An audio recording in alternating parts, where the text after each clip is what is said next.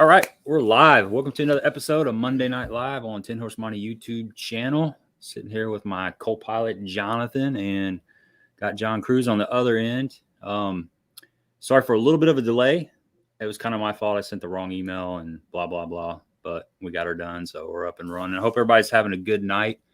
Kind of competing with the college national championship Roll tonight. Tide. So everybody that's on here, we really appreciate that. And if you're a football fan, I hope you'll pivot back and forth and give us some of your time as well. So what's up, John? How are you, man? Yeah, I'm good, man. I'm just ready for this season to get going. It's been a longer off season than normal. We get done in I think August, and so it's been a few minutes since we've had a tournament, but it's been kind of good for me because I've had a lot of business stuff going on and been able to kind of refresh. But now I'm ready to get out there. I bet you are, man. I bet you are. So do you do any fishing? I mean, much fishing in between tournaments and stuff, or does the business take all your time? I do. I mean, I'm in the business. I'm in the office every day, but I try to fish at least a couple times a month, and something will drag me out there. Like last week, I went out. I was planning a trip for a while with my sales director Byron Childers in Tennessee, and we were planning this trip for over a month. We're going to go right after the Big Rock show. Well, then the Big Rock show got canceled because of COVID, and I called him, right before when the thing got canceled. I said, dude, I'm gonna still come out and go fishing. I want to fish with you and try to learn some more stuff, whatever. And he said, yeah, sure, sounds good. He goes, oh yeah, do you mind if Aaron Lewis goes with us? Like, yeah, sure, that'd be cool. So he joined us, and man, we had a big time. He's a really good fisherman, and it's kind of a cool way to get out there. But I've got another, looking at the weather this time of year, I've got another trip planned for Thursday afternoon with my warehouse manager. He's been catching them on a little Nico kind of deal, and so we're gonna go out there and play around a little bit. Gotcha. Well, yeah, you got 30 days until you guys start down at the St. John's. Pretty much. Yeah, I've got a couple more things to tidy up on the boat. Boat's pretty much ready to go. I've still got to get it wrapped. Outside of that, I've just got to get all my fishing tackle together, get all that done, and be headed south. Well, that's got to feel pretty good because I know a lot of guys right now are struggling to get trucks, wraps, even boats. Motors and boats. And I talked to Tyler Rivette last weekend, and he said he didn't have a boat and he didn't have any of his rods in yet. And I said, Tyler, you need to get your ass in gear. And he said, I know. For sure. That's cutting a little too close to crunch time. I've been there before, but if it's right now, I've been doing this for so long. If I don't have something like that, it's because of my own fault. Right. I started buying my graphs in August of last year, and that's kind of the way I'm on top of it, trying to do things, make sure having plenty of time. Well, we're a year and a half out of COVID. We all know that supply chain issues and you name it going down the line, that right. Everybody's strapped really, really thin right now. It's like stupid stuff too, like a screw or a boat cleat or something. Right. Well, and I work in convenience stores. I'm a manufacturer rep, and cups. Convenience stores couldn't get cups and lids for a month on end, and they were all scrambling around for that. So it, like you said, it's just a random crazy stuff that we can't get, and the fishing world is just a blip on the map in the grand scheme of things on that. Well, yeah, like the place I eat at every day, I get the little cup that kind of tapers down at the bottom because it fits in my cup holder in my mail truck. I'm a letter carrier for the Postal Service, and they'll have those for a while, and then all of a sudden they got the regular 32 ounces. Yeah. And I'm like, well, so sometimes I'll bump up to the 44 ounce just to get that. I drink tea, I put a little bit of sweet tea in there. It's mostly unsweet, right? But yeah, just to get the right taper. And then they get them back in, and it's the same thing you're talking about. It's like a cup shortage, just a certain size cup. It's just our first world problems is what this is. It's first world problems. That's right. That's right. We're just lucky to have tea, All right. So guys out there, let's say hi to everybody. What's up, Gary, Sandra, Whitewell Fishing? Good to see you in here. Andy Leonard, what's up? You guys have some questions? Start feeding them in here, and we'll start peeling them out. So before we get going too much further, give us a little bit of background and history about yourself. You know, where you're from and that kind of thing. Yeah, I mean, I'm born and raised here in Virginia. Lived here all my life. I went to college at Randolph-Macon, a little small school here in Virginia. And when I graduated, I just started fishing full time. I just lived at home, started fishing the tournaments full time, and it didn't take. I think it was the third Bassmaster tournament that I fished. I came in third, and I won a boat. And when I won that boat, I sold it immediately the next day. Obviously, you know, the prices are totally different now than they used to be, but I sold it the next week for 22 grand. And that 22 grand was like 60 grand or 80 grand now, I would say. And that gave me the money I needed to just keep fishing for a couple years until I could get established. And you know, it took me a couple years to kind of work my way up to the pro ranks. I made the Bassmaster Tour. I fished on the FLW Tour at the same time. And during the Bassmaster Tour days, I qualified for the Bassmaster Classic the same year that it switched over to the Elite Series. So it was a twofer. You made two classics in one. And I made two classics in the same year by doing it that way. And I was on the very inaugural Elite Series season, and I've been there ever since. I've been on the Bassmaster Elite Series. So I've been doing this for over 20 years now, and still enjoying it, still have that drive, still love the tournaments, and really have a good time doing it. I've cycled through, you know, different roommates, you know, like Ish and Ike and Ellie and I, we roomed together for a long time. Then they both went over to MLF. So then I inherited new roommates, you know, Ed Lochran and Derek Hudnall and Brian Schmidt. They're my roommates now. Roomed with Zaldane for a little bit. And now he's kind of off doing his own thing. But I've roomed with a bunch of different people over the years. And now Ike and Ellie's coming back to the Elite Series. And he and I, I've already got my system set up, and he's kind of developing his own system. It's been kind of a weird deal, but I'm sure we'll talk to each other every day after practice and stuff like that, like we used to. But yeah, it's been cool to be doing it for a long time, and to be able to kind of see, you know, friendships come back around and all that kind of stuff. It's cool. Now, when you're on the road, do you guys hotel it, or do you guys camper? We try to do houses in as many places as we can. That's what we did for a long time, me, Ish, and Ike. And then Ish bought a fifth wheel camper, and that he and I stayed in that fifth wheel camper for, I think we did that for 2 or 3 years. And Ike and Ellie did the same thing. He got his own camper, and his family came with him to most of the tournaments. But then they both left, and then we went back to the house program for Ed and myself and Derek, and then Brian joined us last 2 years basically, and we've had a good time getting to know each other better and enjoying times on the road. Gotcha. Which one do you like better, the houses or the campers? You know, the camper was, for me, I would move my stuff in and then move my stuff out, because that was not my camper. So right. It was almost like a house, but it was the same house, just in a different place. Right. So, Ish and I we had some really good times in that camper before the whole MLF thing.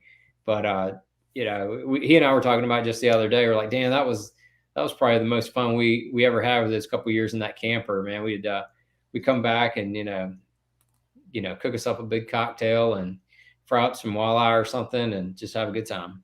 Man, I agree with you on the camper thing. Yeah. It's like, I fished a BFL at Truman Lake last year, and I was lucky enough to stay with a buddy of mine, and he had a spot right by the lake, and coming back and just kicking back, you know, outside instead of being cooped up in a hotel. I mean, a house is better, of course, but something about the camper, you just kick back and everything's chill and relaxed, and, you know, you cook burgers on the grill and just watch the lake and listen to wildlife, and it was super peaceful, man. It was super relaxing, and it's a way we to did go. The same thing back at, I guess it was the regional at Chickamauga for the BFLs. Yeah, but we didn't do a camper. We went back old school. You tent camp? We tent camp. That's hardcore, dude. And Yeah. my buddies were down there. Back in the day, I did that, but you're staying somewhere for an entire week. It's kind of hard to tent camp and go through all the weather and all that kind of jazz. But that was our biggest problem. We were down there for 5 days, and the first 2 nights that I was there was like 28, 30 degrees. Ooh, we had frost on the tent in the morning when we woke up, so made for a long night. It's hard to. It's one thing to get into your element and get acclimated to it, but it's another thing to just be freezing your balls off. Yeah, no kidding. Or rain. If you get rain, oh gosh, you track all that mud in the tin, and it's a pain in the butt. I've kind of moved up from that. I guess I'm a move on up. Yeah, in why the not? Or whatever, like the Jeffersons. But yeah, I'm kind of like a camper guy, or not camper, cabin. I always try to find a cabin. I like creature comforts. Yeah. I like my creature comforts. Definitely. So if you guys can see the ticker on the bottom, we do have a code running tonight. So if you want to get 10% off missile bait products, use the code TIN10 at missilebaits.store. Is that right, John? .store? Yeah, dot store or .com, either one, it goes to the same place. Perfect. Okay, and we will also be doing a missile baits giveaway tonight. And the way that works, I see some new faces on here tonight. Sometime during the live stream, I'm going to make a reference to Sasquatch. When you hear that reference, you guess a number between 1 and 200. John has already picked out the number. We have it right here. And whoever guesses that number is going to win a prize package. So it's a lot of fun. Just keep your ears peeled for the secret question. So did you always know you wanted to be a professional fisherman? I did not. I didn't know exactly what I wanted to do when I graduated from high school. And I was just starting to fish tournaments, and they were really fun, but I wasn't serious about them at all. And then I went to college and I stopped playing sports. I played 3 different sports in high school. I loved sports. I loved the competition. And then I wasn't really committed to one sport enough to say, I'm going to do that in college, because everybody was telling me you had to play it year round. And I said, no, I don't want to play it year round. I just want to do it when I want to do it. And then I said, fine, I'm not doing anything. And not playing any sports, I had that competitive itch. The tournaments really filled that competitive itch. I really enjoyed doing the tournaments, and I just got more serious about them. And then I started having more success. And that success led me into, maybe I'll try doing this a little bit more. I met some really good people. I met Dr. Greg South. He was a good mentor of mine for a while. He had been there and done that, finished second in the Bassmaster Classic back in, I think, 84 when Clun won it. And Rick Hawkins, another good friend of mine, he'd fished basically full time for a handful of years, kind of told me, what it was about and how to do things. And I said, yeah, this is what I want to do. And I also read Joe Thomas's book that he had out years ago, kind of chronicling what it was like to have a year on tour and to fish full time for a year and what it was like. So I think Tim Tucker wrote that book for him. And so I read that book. I said, yep, this is what I want to do. It's kind of basically starting your own business, and you are your own boss. You get to do everything that you want to do. You are what you make of it, is what I should say. And so I said, yeah, let's do this. And yeah, I made a commitment to do it when I graduated from college, and haven't looked back since. I read that book too, man. That's a good book. A really good book. Yeah, that's cool. It got me fired up. I can't remember the name of it, but yeah, I probably have it around somewhere. I have it somewhere in here too, down here in the basement. I know it's one of those books I've never thrown away, or never garage sold or whatever. It's somewhere. It's a good one. I might pick that out and read it again. But you don't. Now you got YouTube, and you can see people, vlog their trips and their practices and stuff. Yeah, it's not the same though. I mean, because when you edit it down and you get to, get somebody to kind of chronicle everything, especially Tim Tucker, it was a really, really good fit, because Tim had been around the sport for a long time. He knew the ins and outs. He knew the tough times. He knew the good times. He knew how to tell the story. He was a very good writer, and the book I thought was very good. Yeah, definitely. Shout out to Mike Russell for getting us in contact, just while I was thinking about that. Yeah. If you guys don't know about Bag 5 Baits, Mike is the owner of Bag 5 Baits. He's one of the better bait painters in the country. So if you get a chance, go check out Bag 5 Baits. Yeah, he definitely he does a really good job. His clear coats are really tough, and they're not real heavy, and that's a hard combination to have. I've had probably 10 different people paint baits for me over the years. Mike's one of the best, hands down. Agree. So we got some questions starting to filter in. We'll Oliver's got a good one right here. Yeah, Oliver's got was one on my list, so we'll give credit to him tonight. So Oliver says, John, which Bassmaster Elite Series event are you most looking forward to this year? We are starting off with about 4 in a row that are going to just be absolutely killer. The Elite Series, 4 in a row that are going to be just absolutely killer. They could be smash fest. They're probably going to be pretty good, regardless. Those are the obvious easy choices, but revenge, there's nothing sweeter than good revenge. And the Thousand Islands and Lake Ontario, because that's where I'm probably going to go this year. But the St. Lawrence River has just whooped my butt the last handful of times we've been up there, and it really is getting old, and I'm really ticked off about the whole situation. So that is the one I've circled on my calendar. I am going to get some revenge on the St. Lawrence River this coming year. That's the one I'm looking forward to the most. Gotcha. Yeah, I had wrote down that the first at least 4 or 5 are just going to be absolute slugfests. Yes, if everything lines up right. Correct. We probably will have multiple 100-pound weight tournaments. May not be Chickamauga, may not be St. John's. I think that both of those could be close. I think the Harris Chain might be close. I don't know how bad I know they sprayed some grass down there in the last month or two. If that didn't go down too bad, that place can be off the chain good. But then, the fork is definitely going to be ugly. Yeah. Now, what do you prefer, a slugfest or one that's a grinder? Wherever they tell me to go, that's where I'm going. I don't mind either. I've done well in both, and I've had my ass handed to me in both. So whichever, it doesn't matter to me really. It's a lot of that when you do bad in either type of tournament, it's because you don't commit to the right thing early enough, and you just get wishy-washy. Like you don't commit to the right area, or you don't commit to the right type of technique. You try to do too many things, or you try to spread yourself too thin. That's usually where you mess up, no matter if it's a really good tournament or a really tough tournament. Gotcha. And Andy's saying keep an eye on the new guy, Matty Wong. Yeah. I think Matty gets it. I've talked to him a few times. Really nice guy, hard worker. He's a rookie, but he's been around a while, so he understands what it takes, I think.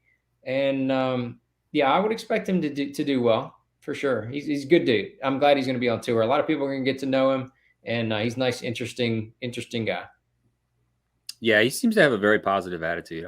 He's been on a couple live streams recently that I've watched, and seems to have his mind in the right place. So which Bass Cat model will you be running in 2022? Yeah, man, I'm running the new Puma STS. That's the new soft touch series. Easy for me to say, right? That's it's the brand new Puma. Bass Cat has basically that's their latest model. They have never had demand like this model before ever. It's big. It handles amazing. It's super soft riding. It's fast on the top end. I mean, they have kind of knocked it out of the park all the way around with this model. And over the last couple years, Bass Cat has refined the way that they finish boats and they rig boats. I've never seen a bass boat rigged as well as Bass Cats are being rigged right now. They're being made better than they've ever been made. And then this model on top of it, it's just, I mean, it's flawless. It's strong. You know, Bass Cat is they're one of those companies that's really rising. They've just been steadily rising, but it seems like in the last 2 years, I mean, I guess it's some of the people that they've got on board, the promotion that they've been, Yeah. using, but it just seems there's definitely an uptick Mm-hmm. in the Bass Cat platform. So that's good, man. Yes, for sure. Fast boat. You've been running them for quite a few years, though, haven't you? I have. I've been running for 15 plus years, and I've driven about every model that they have, including the little 15-footer that with a tiller steering on the back. I've driven that one, the old Bobcat. Now they've redefined the Bobcat, and now it's a new model. But it's just a neat company. It's a very closely knit group. I mean, the people that I deal with for the invoices and that kind of stuff is the same person I started out dealing with, and her husband is the head of production, and he does a good job. And it's a nice group of people. Plus, they've got some new younger people working there in the last couple of years as they've started to expand, and those people are easy to deal with and communicate with, and they've got their stuff together, man. They really do. It really feels good to talk to the same person every time that you call in, and you don't have to worry about who you're going to get. Well, being part of a team, like, right? There's you can work with different people, and it's just like a strict business relationship. But then when you have somebody that you're working with that you consider a friend and like part family. of the family, yeah, makes it. I mean, there's people. I every time I go to Mountain Home and talk to them, I either shake their hand or give them a hug or whatever. And it's these same people I've been dealing with for 15 years. And, you ask, hey, did y'all, how was your deer season? If they like to deer hunt, deer hunting's a big deal up around Mountain Home.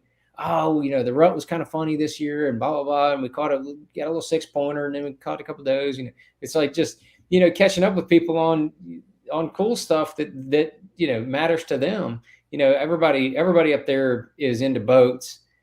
In that whole region. I mean, because in that whole region, everybody, if they don't work for Bass Cat, they work for Triton, or they work for Ranger, or they work for Vexus, or they work for somebody in that or their best friend does, or their uncle does, or baby's mama does. Somebody works for one of those boat companies in that region. I promise you. So it's part of that culture. It's really kind of neat too. Yeah, it's in the blood. Here's a question from Brock. He says, John, 68% in the money of tournaments in the Elite Series out of 208 tournaments. What is the secret sauce to consistency? For me, it is definitely I fish what's in front of me. I fish the moment. I'm one of those guys that always has 8 to 12 rods on the deck, kind of just ready to for whatever tool I need. And I mean, I could throw out and catch one on top water, and then the next pitch I'm going and catching one on a drop shot in 40 feet of water, and then I turn around and fire up next to a grass clump in 4 feet of water. That's how I fish. I fish what's in front of me. And if you look at the other guys that fish similarly, their track records are kind of similar to mine. They're in the money a lot, don't win as many tournaments.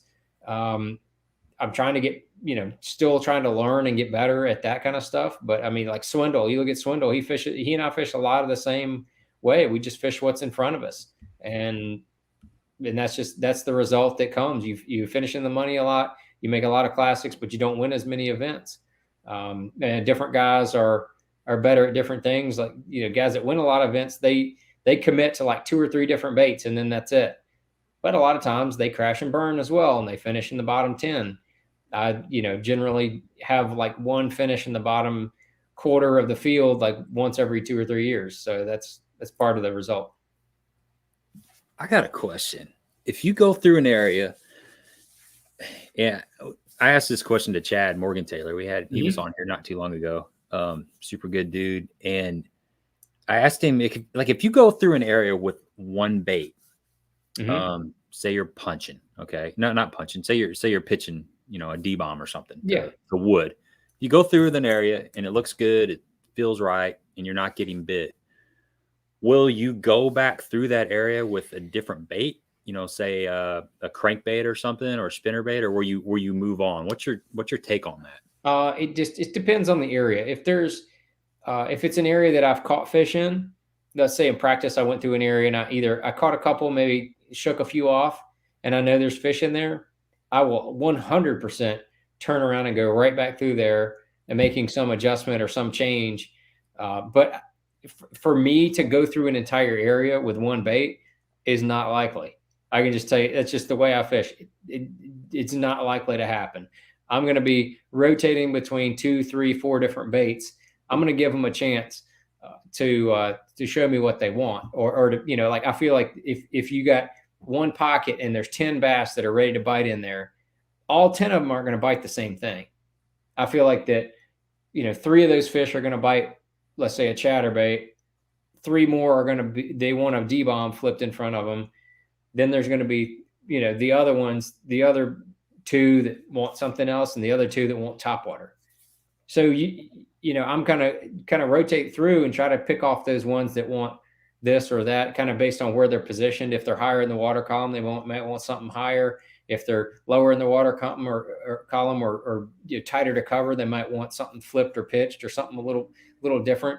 And that's just the way I look at it. It's a little bit different than a lot of guys, but then again, that's kind of that versatility versus and consistency versus going and trying to win. That's why Chad wins and has a lot of top 10s, is because he commits to one bait like that, but he also gets whooped on some tournaments because he's a little too narrow focused. Yeah, stubborn. Yeah, not stubborn. He's committed to that, and he's going to try to make it work. And that's the give and the take. It's a risk and reward. That's one thing that you and I've talked about, Gabe, in the past, is we both probably need to get better at that, of being a little more versatile going down the bank, fishing an area, fishing a pocket in practice or in the tournament, of switching it up. I know I struggle with that a lot, where I'll get locked in on that one bait, throwing a D-bomb, throwing a big worm on a point or something, and not experimenting enough. So in the back of my head, sometimes when I do switch, because I'll have 10 or 12 rods on the deck, and I do rotate a little bit and play around.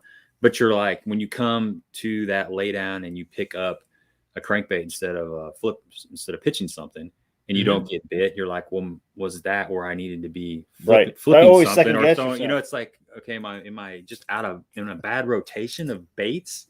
So a lot of times I waste a lot of time going through an area with one bait and then maybe going back through with another bait. Well, the way I look at it is it depends on your percentages. So if you're cranking, that's a good way to look at it. If you're cranking and you're cranking laydowns, if you're only cranking those laydowns, you're going to hit a ton of them. Unless you're a tortoise, you're going to hit a ton of laydowns, and you hit enough of them, you're going to get those aggressive ones that are out near the edges or out near the tips or whatever. You'll catch fish. You might catch just as many fish as the dude that flips a third of as many laydowns, but he picks them apart.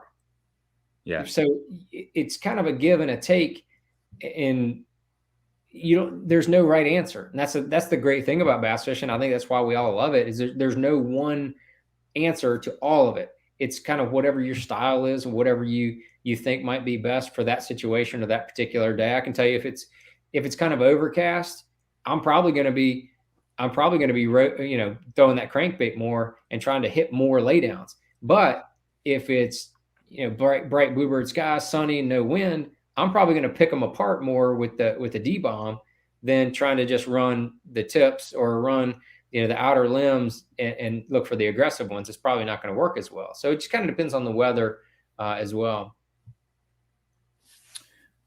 Stephanie wants to know, this is you could probably answer this better than I could. Is there a maximum number of boats that can qualify for the elites, and what happens if more boats qualify than allowed? Yeah, I had a conversation with another Elite Series angler today about this. Actually, Bass has set the field currently at 90 boats. There's going to be, I think, 94 to start the season this coming year. There were 2 Legends exemptions. They brought back David Fritz and I believe Rick Clun using the Legend exemptions. And then they also had 2 guys that were qualified last year that they're bringing back under hardship, which is like medical hardship situation. So that's why we're fishing 94 next year. 90 is the normal field size for the Elite Series right now. Next year, there's going to be as many as 13 invitations given out. I think that number over time will get reduced, and 90 looks to be the target for the field size going forward. It'll be 90 plus legends and hardships if there are any. So there may be 91, maybe 93, maybe 94, maybe 90. Somewhere in that range is where we're going to start the season pretty much every year, I think, for the foreseeable future. Yeah. So do you like that number? I think it's a good field size. It's small enough to where you can still go to a bunch of bodies of water to where 150 boats could not go. 100 is a decent field as well. But then when you start tacking on top of 100, which is what we ran into 5 or 6 years ago, then you get up to that 108, 110. Then your field size is starting to get a little too big for certain bodies of water to where you're starting to get on top of each other, and it gets a little crowded. But still, anywhere from 80 to 120, I'm good. Whichever. And you say that, but even like the small little local stuff that we fish, typically the max boat is 20, but every once in a while that they'll get 2 permits and they'll put 30 boats in a tournament, even on like a Wednesday night or something. 1,800 acre lake on a small lake. Yeah. But even it's same deal, being that small of a lake and even a small field size, you can definitely tell the difference between 20 and 25 or 20 and 28 boats, You can feel that. Yeah, you have to fish a little bit different, I think, depending on the pressure and the size of the lake and stuff like that. You can't bounce around as much. Sometimes you have to camp on areas a little bit more. Some of the biggest differences is on our side, on our tour, comes in practice.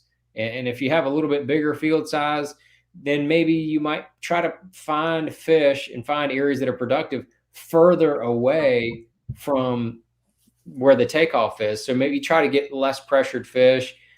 Some guys do that strategy. Some guys go the other way and try to get close and figure out the fish real close, because everybody else is thinking, I'm going to go find these fish far away. And there's just all these different philosophies. They're kind of cool to see how different guys approach it.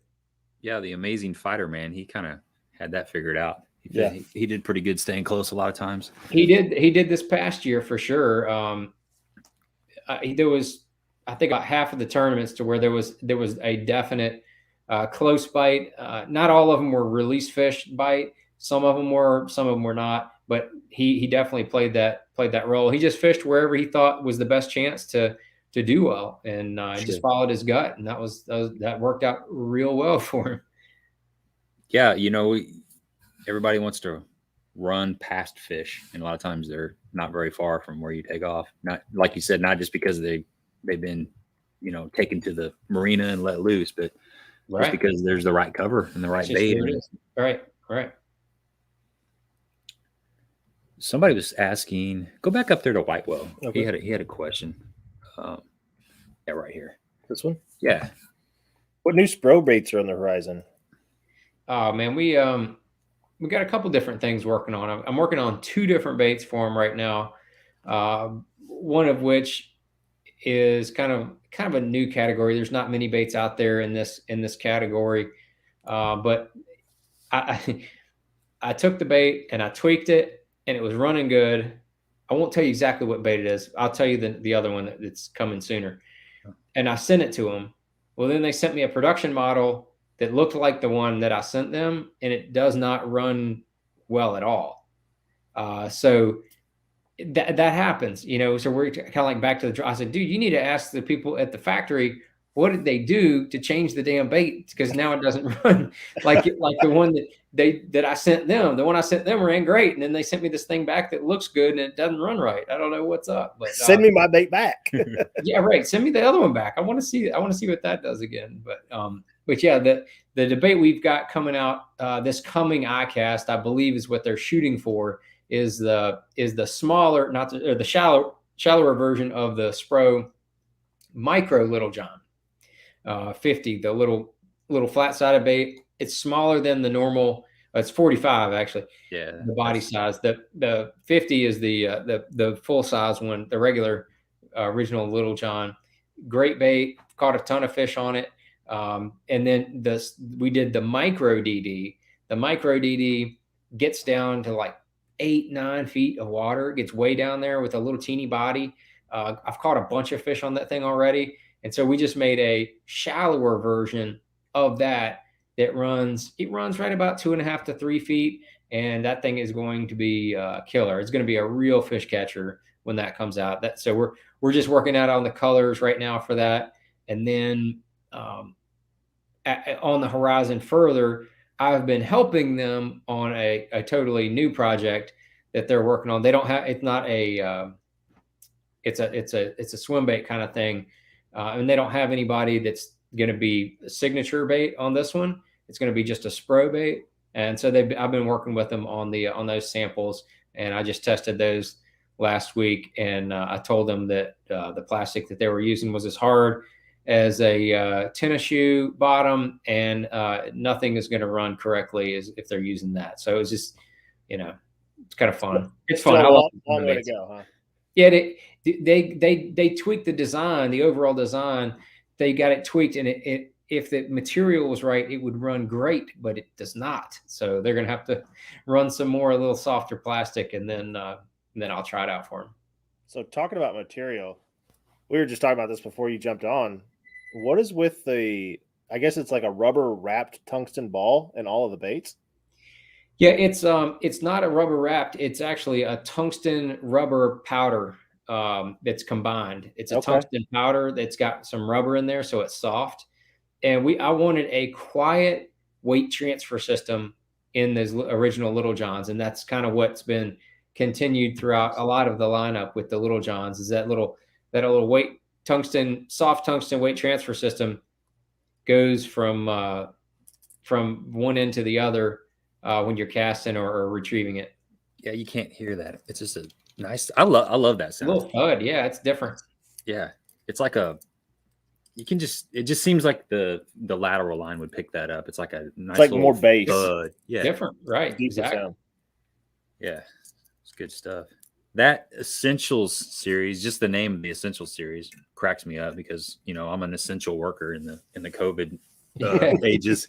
But that Flapping Frog, was it the Flapping Frog 65? Yeah. Like that thing is bad, man. I picked some up about November. Right towards we still had several weeks of frog season left, but I throw a toad a lot.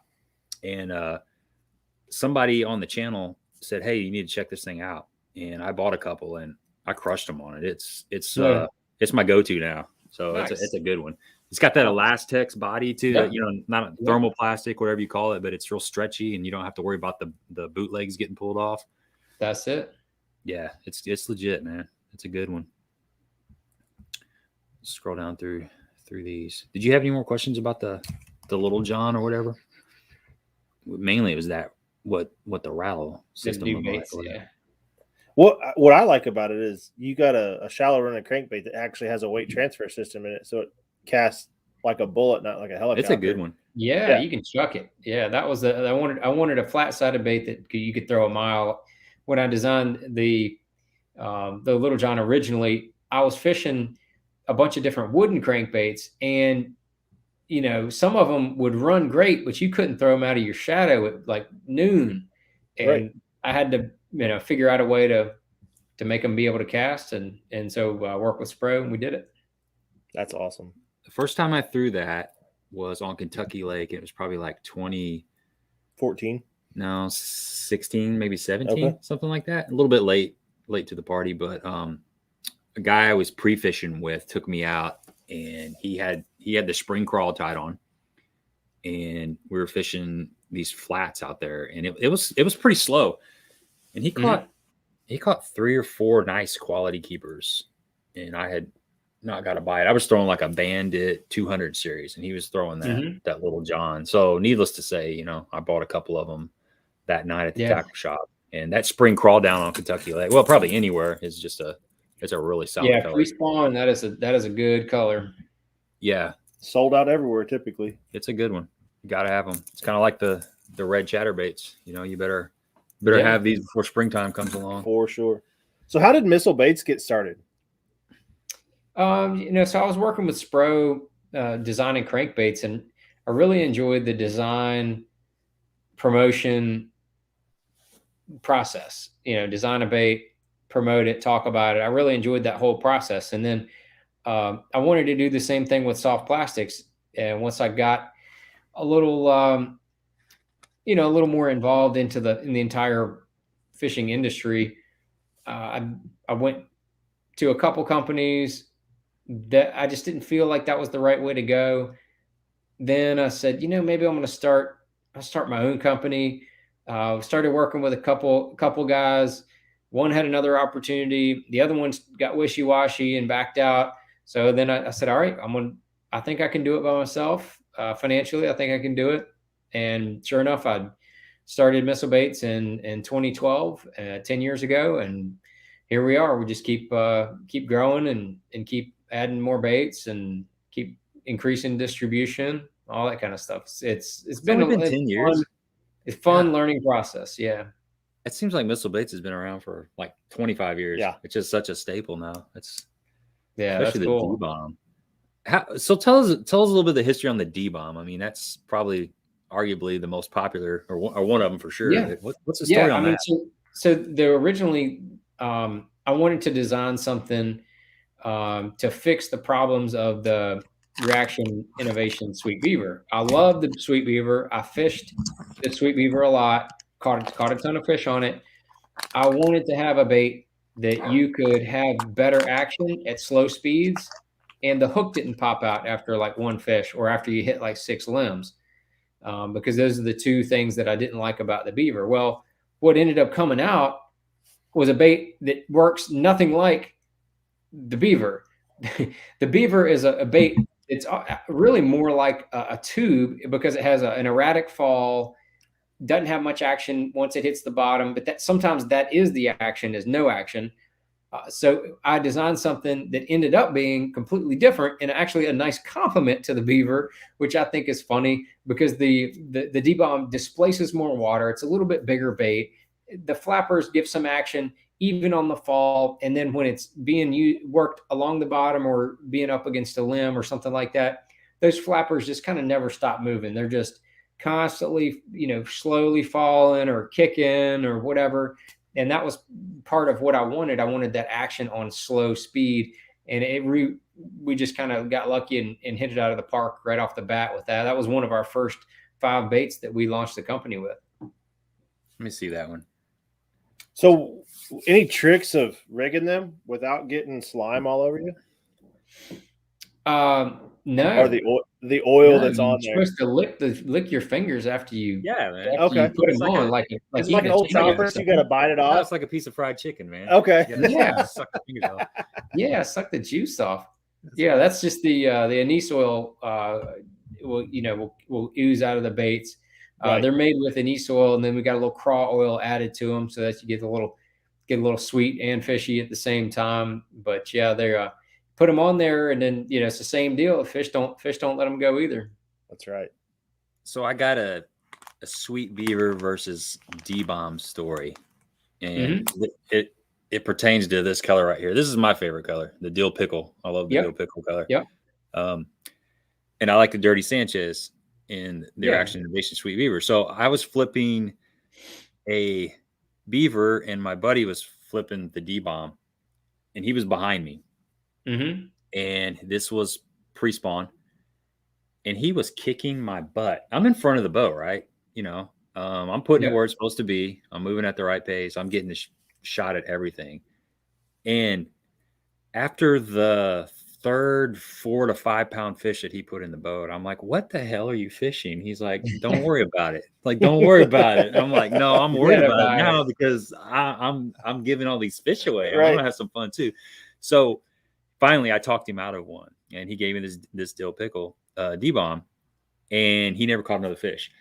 I caught 2 like 5-pounders in front of him, and that was it. So I've heard for some reason they wanted this versus the other. I don't know why. And I think it's a water displacement thing. When they get on that D-bomb, it's a they want that bigger profile. They want that thing that's displacing more water. They want a little more action for whatever reason. And I think that's the big difference. I've heard a bunch of stories like that, and I love hearing them. I think they're so cool. But I think it's funny that you like that dill pickle. we had one of our bigger distributors that came to us and wanted to do an exclusive color. And we said, sure. And we gave them the parameters. And then they said that we want it to be just like the Reaction Innovations Dirty Sanchez. And I was like, well, we can do that. It's essentially, watermelon with a chartreuse pepper bottom. I'm like, yeah, sure. That's a staple color. We'll do that, but we're not going to call it Dirty Sanchez. And they were like, well, we don't want to confuse our customers. And we just think it would make more sense if it was called the same thing. And I said, well, you don't know what Dirty Sanchez really means. So here's the link to the Urban Dictionary definition of Dirty Sanchez.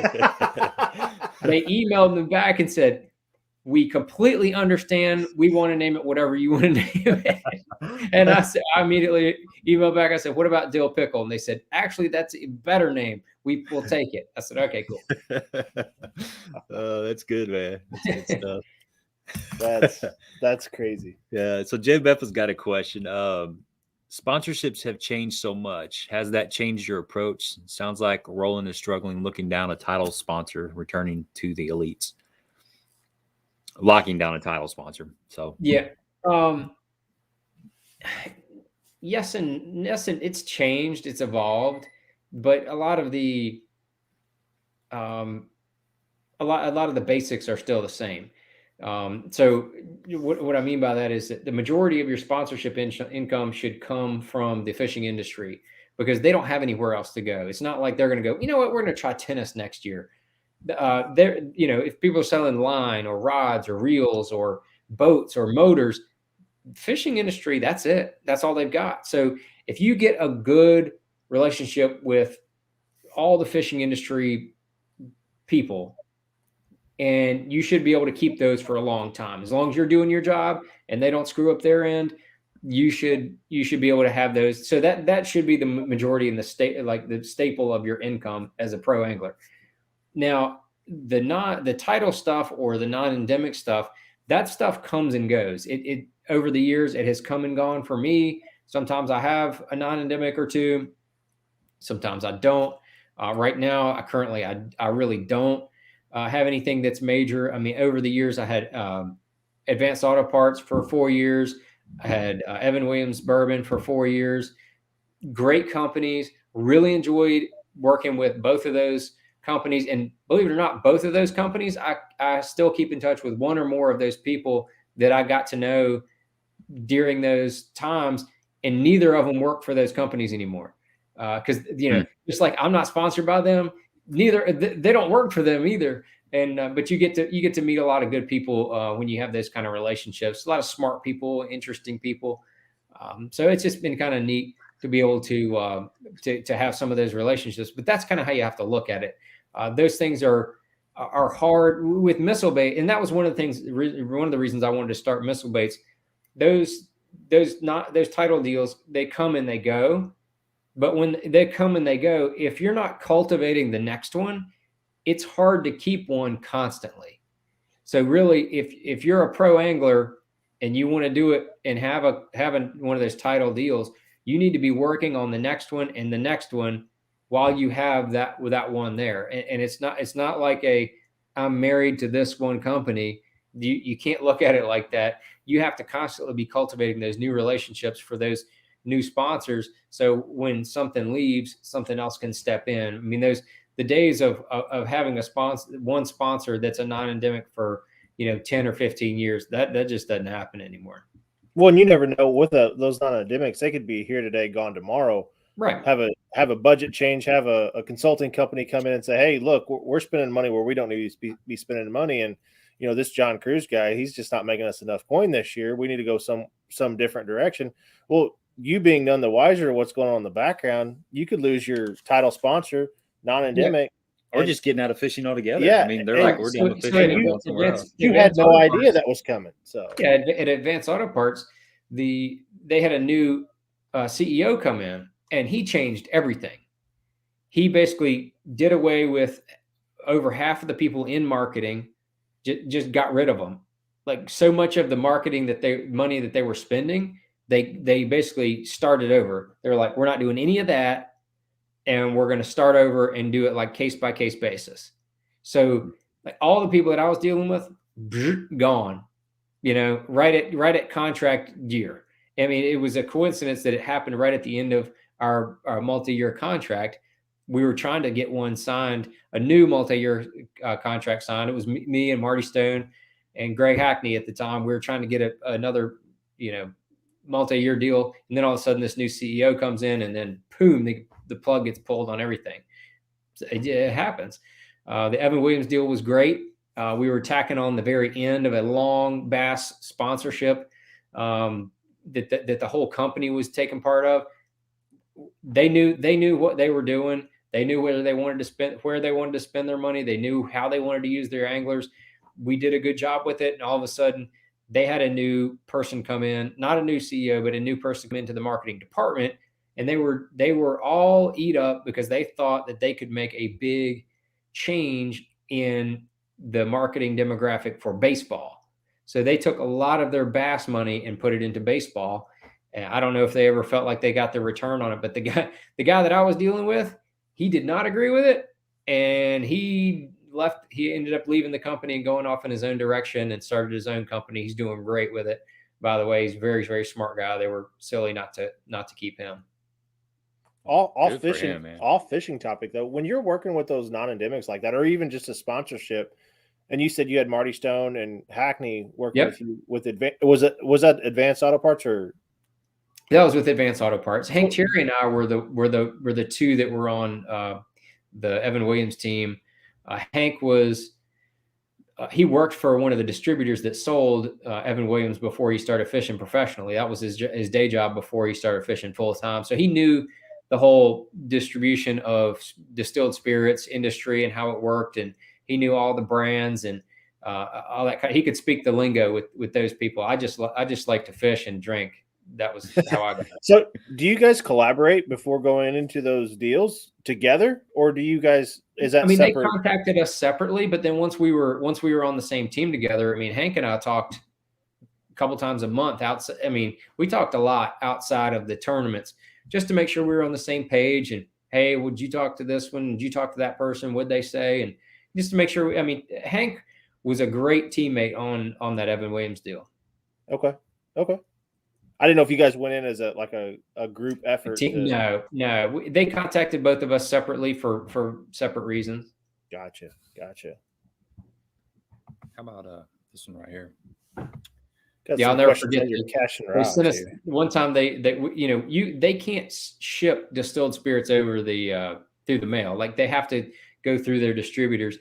And so we were working an event which we can get distilled spirits from them there. And so at that event, I got a case of Evan Williams, and so I took it home. And then about 2 months later, I worked another event with the same people, and I was like, "Man, can I get another case of that Evan Williams?" And they were like, "Well, what happened to the case that we gave you at the last one?" And I looked at them dead straight face, and I said, "I drank it, sir." And they looked at me like I was an idiot or I had a problem. What do you want me to do with it? I mean, maybe I did, but it was good. I mean, it's very good stuff. And it was very funny because then they were like, "Are you serious?" I said, "Yeah, I'm serious. I drank it. Like we drank it, but yeah, I drank it. I mean, I gave a couple bottles away, but pretty much I drank it." And anyway, it was fun. We had a lot of fun. Yeah, I think there for a little bit you could ship wine through the mail. I don't know if they've stopped that. Yeah, you can. They can't. They can't. The manufacturer can't. Okay. But people can, yeah. Like, okay, just private. Yeah, that secondary market. My Yes. brother-in-law is really big into that secondary Yes. market for bourbons and stuff. And he's buying and selling and trading all kinds of stuff all over the place. So Right. that's a whole nother live stream though about secondary market on bourbon. Yeah, for like companies like Heaven Hill Distilleries and Evan Williams and in the other bourbon makers, it goes back to like the Prohibition days when those laws were set. They were set to where they could only ship those things to the distributors to distribute out to the various states or to the private places that were going to sell them. It's pretty wild. Drake wants to know what model and length of cashin are you using for flipping and skipping? I use 2 different ones for flipping. You kind of depending on what you mean by skipping. If you're talking about like skipping a swim jig or something, I've got a new swim jig rod coming out at the Classic. I've been working with Cashin on. It's super slick. Most people have too stiff of a swim jig rod. This one is definitely not too stiff. You can fish anywhere from like 15-pound fluoro to 50-pound braid on it, no problem. But if you're doing more flipping, I use two 7.6 models. The 7.6, the Icon flipping, the medium heavy and the heavy. I'll kind of depending on what I'm doing with it. If I'm going from like 3/8 and under, I'm going to go with the medium heavy. If I'm kind of going 3/8 and above, if I'm flipping and pitching 1/2 ounce weights and D-bombs, stuff like that, I'm going to go up to that heavy model, and it just controls the bait a little bit better. But they're a little bit different power in those two, but those are the two I have a bunch of them. I have to tend to agree with you on your skipping rods, that a lot of those, you just got to find, for me, it's finding the right rod that just, it's got to be crisp to skip with. You need some tip. You got to have tip. You got to have a soft tip. You got to be able to, fling it. You got to wind it up and then fling it. And that tip's got to be able to release to where it'll shoot your bait up under there. If the rod is too stiff and you're trying to do that, good luck. You'll be picking out that backlash. Well, either that or you're gonna hit that pontoon, or you're gonna hit the side of that boat. You're not gonna. Pontoons are made to be hit. That's why they have a bell on them. They just need to put some sort of deadening tungsten in them so that it doesn't go wah. Man, I was on Santee Cooper one year, and the fishing was kind of tough, and in practice, I went by this sole pontoon boat on a dock, and I said, "Man, I'm going to zing it up under there." And so I took my Texas rig and I slung it back under there, and I didn't realize there was a third tune in the middle of it. So I thought I was being damn, Gerald Swindle and skipping my stuff up under there like a pro. I slung it up under there and I smoked that other pontoon in tune, and it just went boom. I mean, I could hear it echoing through the trees, and I was like, golly, man, I hope nobody comes down here with a shotgun. And I start reeling my bait up, and I never caught up to my lure. And by the time I caught up to my lure, the fish was like 30 feet behind the boat when I caught up to it. And then I set the hook. I didn't know where the fish was. He was 30 feet behind the boat, and it was like a 4.5 pounder out there jumping.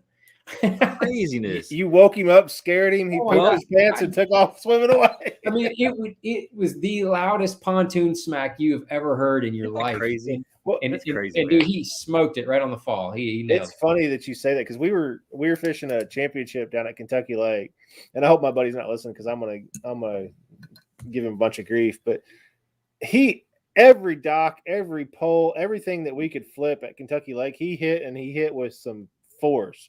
And I'm trying to be like super stealthy. Yeah. He's catching like 2 to 1 on me, just banging it around. Yeah. It's like there's got to be something to it. Something to it. That's right.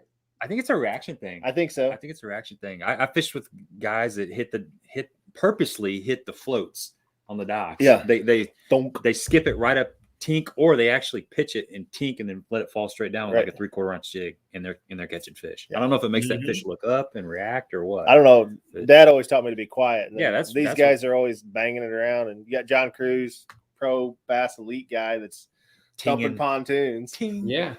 That's what they're there for. Dave says caught some on the D-bomb yesterday. His favorite bait. Yes. So Randy, he's 60 and he's wanting to get into tournament fishing. I don't call that crazy. What's your recommendations for somebody that wants to get into tournament fishing? I always say like a bass club is a good place to start. It is. I would just say you can also go the co-angler route, which is what I recommend. I fished co-angler for 3 years before I started fishing on the front of the boat. I learned a lot. I mean, I didn't know jack squat from what I was doing, but just be courteous to the boaters. And most of the boaters are really cool and will try to help you catch some fish if you're just new to it. If you know how to fish, that's not a big deal. It's just learning how everything operates, like learning when do you meet your partner, where to meet him, how to help him launch the boat. like, when you check in the afternoon, how to help the dude tie up his boat so it doesn't get beat up. Right. All that kind of stuff. Like, that's the stuff you learn when you tournament fish that people that don't tournament fish don't really know. How to help him not run into the other boats at takeoff when everything's floating around and it's flotilla and it's craziness. Most people freak out, but guys that fished 100 tournaments, they don't care. They're like, yeah, my trolling motor might touch that other guy's power pole, big deal. But people are like, oh my God, that your boat's going to hit that other boat. So you get used to all that stuff. Once you fish some tournaments, then you learn how to, like I said, learn how to meet your partners, when to do that. You can never be too early, but you can definitely be too late. And then, just a lot of those little things. Don't go for it, bro. Don't be nuts. Take your nuts with you. Go do it. Do it, man. It's never too late. Never too late. That's one of the things that I like about fishing versus a lot of other sports is, look at Rick Clun. Yeah, Rick Clun's out there still doing it. Yeah. What do you think is going to be a hot bait or technique for 2022? That's tough to say. It's going to be a lot of power fishing baits. I think chatterbait has been strong for like 5 years, 6 years running. I think that's going to continue. I think a lot more local anglers are starting to fish the chatterbait more. I think they're starting to get off of it a little bit. So I think that'll evolve. They've, chatterbaits come out with that mini max and the big bladed chatterbait, and they still have that stealth, which I think is still undiscovered. So you might see that evolve a little bit. I think the Ned rig is going to be a fish catching situation to where I'm telling you, a lot of pro anglers do not understand the Ned rig still. Really? Yes. A lot of them, have one tied on, maybe chuck it around a little bit. Most pro anglers are still flip, pitch, chatterbait, crankbait, topwater, call it a day. That's the one that you missed there that I think is going to be it is for us, at least around here. And it's not anything new. It's a spinnerbait. Yeah. I think that's one of the most underutilized baits. Not by me. But no, by some but people. I think chatterbait changed a lot of people's minds about something like that. So I think in the past, big swim baits have not been a tournament technique, and it's had flashes over the last 10 years or so in some tournaments, but I think that they're going to start becoming more of a bigger swim baits will start becoming more of a bait that guys fish a lot. You go to Sabine River and you think, oh, I got to fish, teeny tiny lures the whole time. Not as much, man. There'll be guys going to places that are tough fisheries and throwing bigger baits and catching fish. I think you'll see that a little bit more. Well, on the bass side, you guys are looking for 5 a day, not 25 a day. That's right. So. Right. Yeah. Yeah. I don't even know the strategies that work over there as well. I can't follow the MLS stuff as much. It's just different. I can't keep up. Yeah. They can't keep their anglers. It's what they can't do. It's weird. They're having a lot of turnover over there. And, I think that they need to make their field size a little smaller, and they need to do more TV based stuff. And I think that's their recipe for success. Well, this might be a controversial question, but I'm going to go ahead and ask it. Was your decision to stay easy, or was there not even a decision? It wasn't a decision. I knew I wanted to stay at Bass. I'd worked with some of those people in the past. I knew what direction that they wanted to go with that whole organization.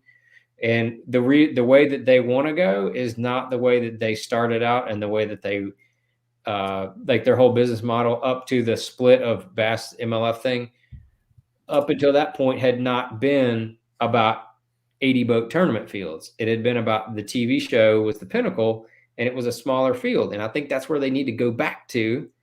And I think that's where they will have their most success, is if they go back to that. The whole FLW thing is a great feeder system for that, if they allow that to happen. But for me, I knew Bass was my home. That was the best platform for me to continue to promote missile baits as a whole. And I agree with Bass's policy. I like the 5 fish. I liked all of that. I like the history. I like the history of bass fishing. I think it's really cool. And that's where I wanted to stay for my career. I was definitely intrigued, and I wanted to know more about what they were doing at MLF. But the more I found out that they are the same people that started MLF from day one, and they kind of have the same direction, but then they skewed from their direction when they went to a little bigger tournament field. And I think that's what's kept them from actually growing is kind of, sounds backwards, but I think that's been their issue. They'll get it figured out. They got some smart people over there. As long as the money doesn't run out over there, they'll figure it out. Yeah, I used to watch. There's a subscription service. I don't know if MLF is still with them, but I think it was called Mo Outdoors. But you paid like a annual subscription, and it was back when they had the smaller stuff. It was pre BPT times, and I enjoyed it, man. I mean, I like binge watched it. It was really good. I think that's when that's their wheelhouse right there. Is that the smaller stuff, and they still kind of keep doing a few of those or something, but they've gotten to where they're doing so many other tournaments. It's hard to keep up with I think it's hard to keep up with what all they're doing. I can't even follow it. And I'm trying to follow it because I got a lot of friends over there, but sure, I just have to basically watch through their social media. Heck, some of the podcasts I've listened to, some of the guys that fish over there, they talk about not even knowing what's going on. They just know when they're showed up to fish and they're going to go fishing that day. Yeah, I hear a lot of the complaints, but I mean, I just, when I hear people complaining about stuff, I just tune it out anyway, whether it's for whatever it's about, sponsors or, the tournament organization or whatever. It's like, man, if you have a problem and you want me to help you solve it, I'll try, but don't just complain for no reason. There's a lot of people that just like to complain to hear themselves complain, though. So right. And when they call me again, I will not answer. There you go. You gotta eliminate negativity in your life. Absolutely. Yeah, I agree with that, man. Life's short. It's all about what you water will grow. I mean, that's right. Yeah, I like that. That's good. Ron says, okay, this is kind of interesting. He says, ask John how his style might apply to team tournaments. So, moving around, trying a bunch of different baits. How does that apply to team tournaments? Team tournaments, it can work really well, especially if you've got somebody that if like the person that you're fishing with is more of a committer, like a Chad Morgan Taylor, but he's gonna like, dude, I'm telling you, I'm gonna figure out this bite on this whatever, like this flipping bite. I'm gonna figure it out. You just catch fish, and so I'm out there throwing a Ned rig, and then I'm throwing a damn whopper plopper, and then I might, skip a wacky worm back behind some docks, and I'm catching one here and one there, and then all of a sudden he's like, boom, 4-pounder. And then, okay, cool, we'll get a little further, and then maybe I catch another 2-pounder. Boom, he catches another 4-pounder. He's like, dude, put that crap down, get your damn flipping stick out. They're on the ends of these docks, and so you got to complement each other. And so I would have to find somebody who will commit to trying to find the deal to catch the bigger fish. That would be where I think my style would mesh well with somebody else that had an opposing style. Like me and Ish, we would be awesome team tournament partners because Ish is that same kind of guy. He's going to commit to throwing a frog, flipping a D-bomb, and he's done. He might throw a square bill here and there, but that he is done. Like that is his deal. He's going to figure that bite out. Might throw a spinnerbait here and there, might throw a chatterbait here and there, but he's pretty simple, straightforward, and he's going to try to just figure out that big bite. And I'm just going to catch whatever I can. And I think that's the whole deal with that. Just a reminder, everybody out there, if you want to use the code TIN10, you're going to get 10% off of Missile Baits. That'll cover shipping, and if you're a big order, that'll really save you some money. Somebody had a question. Let's back up there somewhere. There's a bunch of questions. We probably need to start covering some of these. Yeah, we need to run through. We'll go like the electronics one was the one I was looking for. What electronics are you running this year? All of them. Oh, no title sponsor or no sponsor for anything, huh? No, I did that same thing last year. I had Lowrance and Humminbird at the console, Lowrance and Humminbird at the front, and I had the Garmin Live Scope at the front. So I had 3 units on the front, 2 at the console.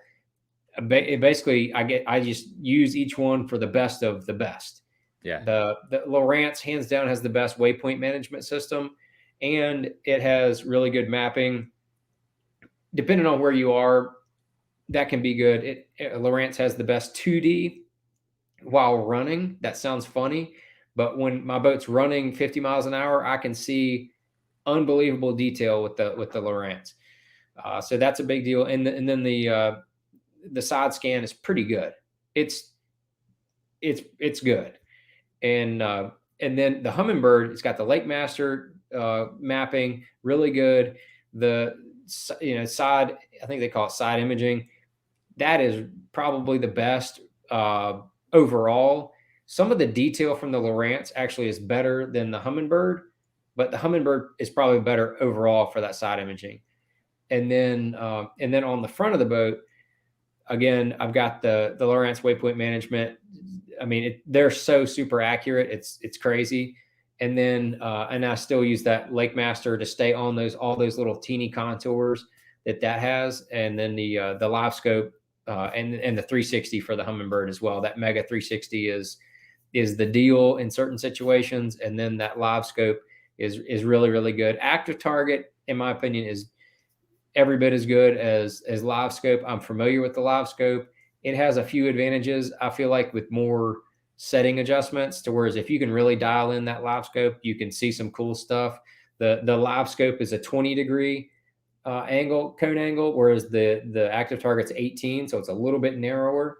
And there's time, like if you want to see real far out in deep water, active target's probably your deal. If you're just trying to find cover and targets and fish closer and around more of a target-rich environment, I think that live scope's probably your better option. Yeah, we just bought, me and him just bought live scope finally, and we were like back and forth, or I was at least. I run Lowrance Electronics, and so I was like, well, I don't want to get the active target. I've been in the boat with several people that have live scope and active target, and they're both really, really good. They're both really, really good. Yeah, I just got a better deal on the Garmin, so I went that way.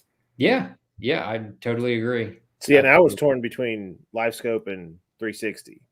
Like, which direction do you want, one or the other? For me, that's like, am I going to flip or throw a spinnerbait? Exactly. It's apples and oranges. I think it was the cool factor more than anything for the Garmin live scope for me. Yeah, they complement each other. They complement each other really well. Right. I don't know. We haven't installed them yet. I haven't installed mine. No, I haven't yet. I'm getting ready to though. Yeah. I still got to order a couple, like a mount and things like that. For sure. Like 17 adapter cables. And I know, man. It's going to be one of those deals where I'll probably get in it and then I'll have to order something and the whole project. Guaranteed. Yeah. Unless you've rigged it up before, you will. Yeah, and I hate being without a boat. It drives me nuts. Well, see, you talk about the Bobcat from Basscat. We run 10 boats, obviously. Yeah. So it's both. Well, my boat I built from the ground up. I didn't obviously build the hull, but I've ripped everything out and rewired everything. And that makes me feel a lot better because I know every inch of that boat front to back, side to side. So I do the majority of all my rigging on every boat that I get. So I know where everything is, where it's supposed to be, what's hooked to what. If I have any problems, I can usually go in there and fix it. And it's got a lot of benefits of doing it that way. So that's good that you do your own stuff. For sure. It makes it so much easier to troubleshoot. Yeah. You know, and a lot of buddies of mine that know I rigged a couple boats like that, they ask me, it's like, well, I don't know your boat. I know my boat. I know how I rigged mine, but I didn't know that you tapped into a wire underneath your dash to try to get power to your Lowrance unit. I don't know what's going on here. Right. Yeah. It's like, dude, yeah. You have a fuse? What's a fuse? We're done. Just right. Yeah. So guys out there in Chatland, going crazy with the numbers, and I don't quite know why. The question has not been asked. It's getting ready to go down though. So, you what were the first 5 baits that you started missile bait? You said you started with 5 baits. Yeah, we had D-bomb was number one. Was one that's been our home run ever since day one. We also had the Tomahawk, the twin turbo, the missile crawl, and the drop crawl. And so we've discontinued 3 of those. So we still have the twin turbo and the D-bomb. Awesome. So one of my other favorite, there's 3 baits that I really fish a lot. The D-bomb, of course. Show me or grab that other one. And I don't think a lot of people know this one, or maybe they do, and I just don't hear anybody talk about it. But the Destroyer. I didn't know about it until I just Yeah. pulled in. Guys at home, Yeah, underrated. Very underrated. Very underrated. And I was telling Jonathan before we went live, a buddy of ours, we were fishing a regional down there at Chickamauga, and he sent a little secret text. He's like, "Don't show anybody this picture, but before you come down here, you need to pick up some of the Destroyers and Bruiser Flash." And so, of course, I, got on Tackle Warehouse and ordered like 10 packs of them or whatever. But that was the first time I'd ever fished that. We were punching in the grass with this thing, and it's not a wide bait, but it's a long bait, and it's got some serious action. Yeah, it's got a big profile. It does a lot of stuff. It moves a lot of water, and man, it definitely gets big bites. I've had a couple people tell me that when they've gone to Mexico, they have just absolutely demolished other people fishing, brush hogs and big straight worms and all that kind of stuff, and all they're throwing is that big Destroyer, and they just absolutely mopping other people as far as numbers and big fish and everything with that bait. It's a bad dude. This is the hardest bait to display. It's like super, it's one to slide out of my hands. It's super slimy. Yeah. So, they have that was one of my favorite, the Destroyer, the big Destroyer is one of my favorite bed fishing baits as well. It's something about that big profile and that big presence in the bed. Yeah. If it's a 5 or 6 or 7 pounder, I'm throwing that bad boy right in there. The big presence in bed is very important. A little presence in bed. This is the baby Destroyer. So you got the regular size Destroyer. Yeah. And then the baby. And this one I've had good success with a Carolina rig. You guys like fishing Carolina rigs? It's killer on a Carolina rig. Really 100%. Glides. Hey, as you guys are talking about that, and I'm trying to scroll through all these comments because we never said it, and then somebody started putting numbers up here. But what trolling motor are you running since you don't have a? I'm going back to the Ghost. Okay. The Ghost trolling motor. I ran it 2 years ago, and then I had the Ultrex again last year. So I've had four Ultrexes, I think, and then 1 Ghost. And I went back to the Ghost because of the brushless technology. The mount is really, really strong and really tough. I really like that part of it. I think that the turning part is a little bit quieter, and I like the fact that there's no cables in there to break. It's all, I think they call it fly-by-wire. It's, so if you turn the trolling motor off, you can still move the foot pedal, and it's convenient. It's a lot of little stuff like that. You can program the buttons on the bottom to correspond with your Lowrance units. There's a lot of integrated cool features like that I like. Awesome. So they're both good. I mean, if somebody said, "Hey, John, you got to run the Ultrex this year," I'd go, "Okay, that's fine. It'd be fine." Yeah, they're all three really good. They're both good. The thing that they need to fix on the Lowrance is that the arrow, the magnetic arrow thing. Apparently they have an upgrade for it, but it wants to slip and get off center. And I noticed when my buddy has active target, the arrow gets off from the trolling motor head, so it's a little bit tricky. Yeah, I never had that issue the year that I ran it. I don't know why.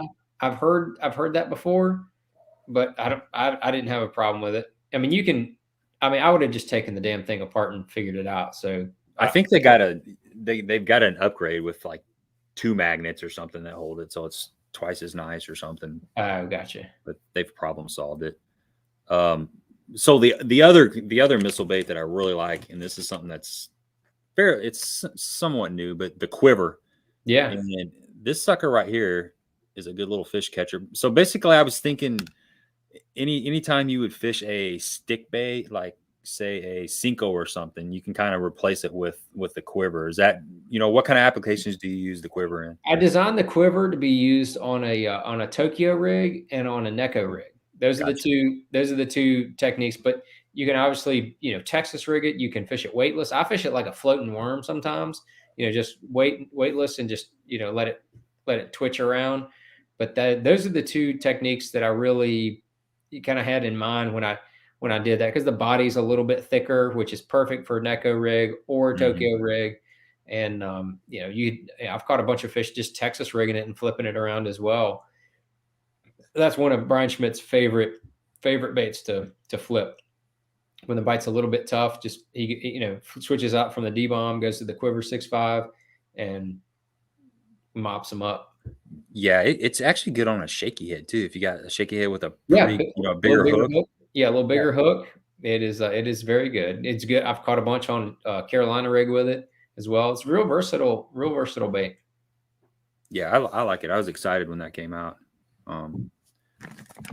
It's a good one. A lot of good baits in the lineup. So you guys released another bait today, didn't you?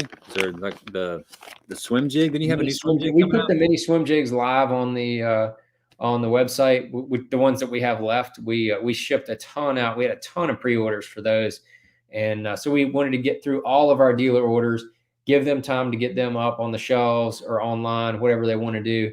And then today we made those live on our website, the Missile Baits website. But we got 3 different sizes. We've got that's the 5/16 right there. All right, he's got product right here. Let me click on the solo screen so we can really get some detail here. Yeah, there we go. That's the 5/16. That's a June bug. It's got that big 3D hologramic eye on there, and then I don't know if I have all the sizes, but we have the lava craw with the red eyes, and then this is the mini D chunk on the back, which fits it real well. I just ripped that right off of a rod. I need to get some of those D chunks too. I don't have any yet. Yeah, little mini D chunks. They fit perfect on the mini flip, and then the mini swim jig, and then this is the shad flash. We got 10 different colors to choose from. The pictures are real good on the website. You can go through there and look at them all. But yeah, we got 3 different sizes: 3/16, 5/16, and 7/16. If you're fishing real high in the water column, 3/16 is what you want. Or fishing ponds and things like that where you want a real slow fall, 5/16 is probably the most versatile. You can fish it, from 2 to 4 feet deep. And then that 7/16, you're going to be fishing that from 2 to 3 foot range all the way down to 5 or 6. If you want to fish it a little deeper grass, tick in the grass and things like that, that's what you want that little heavier 7/16. So you get all those 3 different sizes. We got dark colors, natural colors, white colors, and then the old lava craw. That's going to be I like that one. Come in the springtime. I like that one. What size hook is in that? It's a 3/0 VMC in each one of those. It's a pretty sturdy little VMC hook, but it's nothing crazy special about the hook. It is a standard issue, but it's a 30-degree vertical line tie on there. I can get it into the picture. That's hard to do sometimes. Yeah, get in the picture. Yeah, like 30-degree line tie. That looks like a pretty stout hook, though. It is. It's not a super line hook or anything, but it's a little bit beefier than the mini flip hook, just a tick. Beefier. So you can jack them on braid with it, not worry about it straightening out on you. If you have a pool cue as a fishing rod, you'll straighten out any hook. But if you have the right hook, the right rod, then you won't straighten it out. Yeah, right. What do you think? I'd look to fish too heavy a line on it anyway. What do you think the most popular colored D-bomb is? What do you just put on the screen there? Yeah, that's what I was thinking. Superbug's #1 selling color D-bomb for sure. Bruiser Flash is not too far behind, but yeah, Superbug's #1.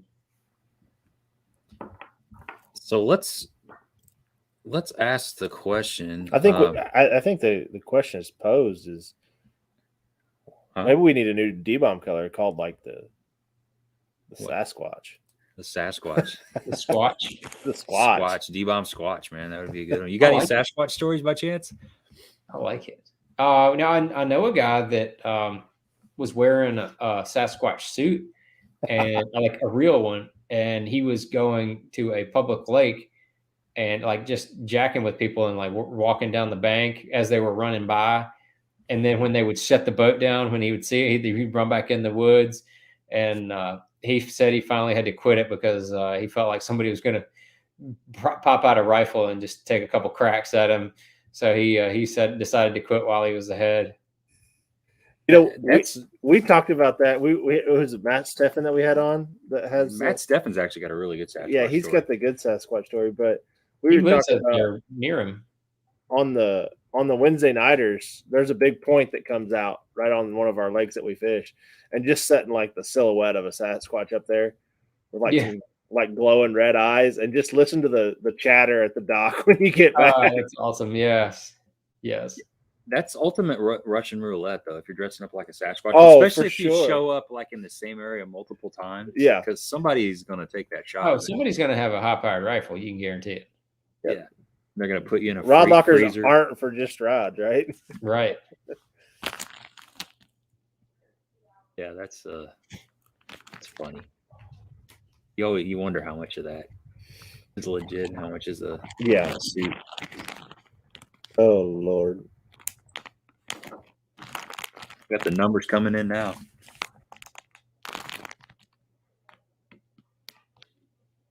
So you got a favorite way of fishing?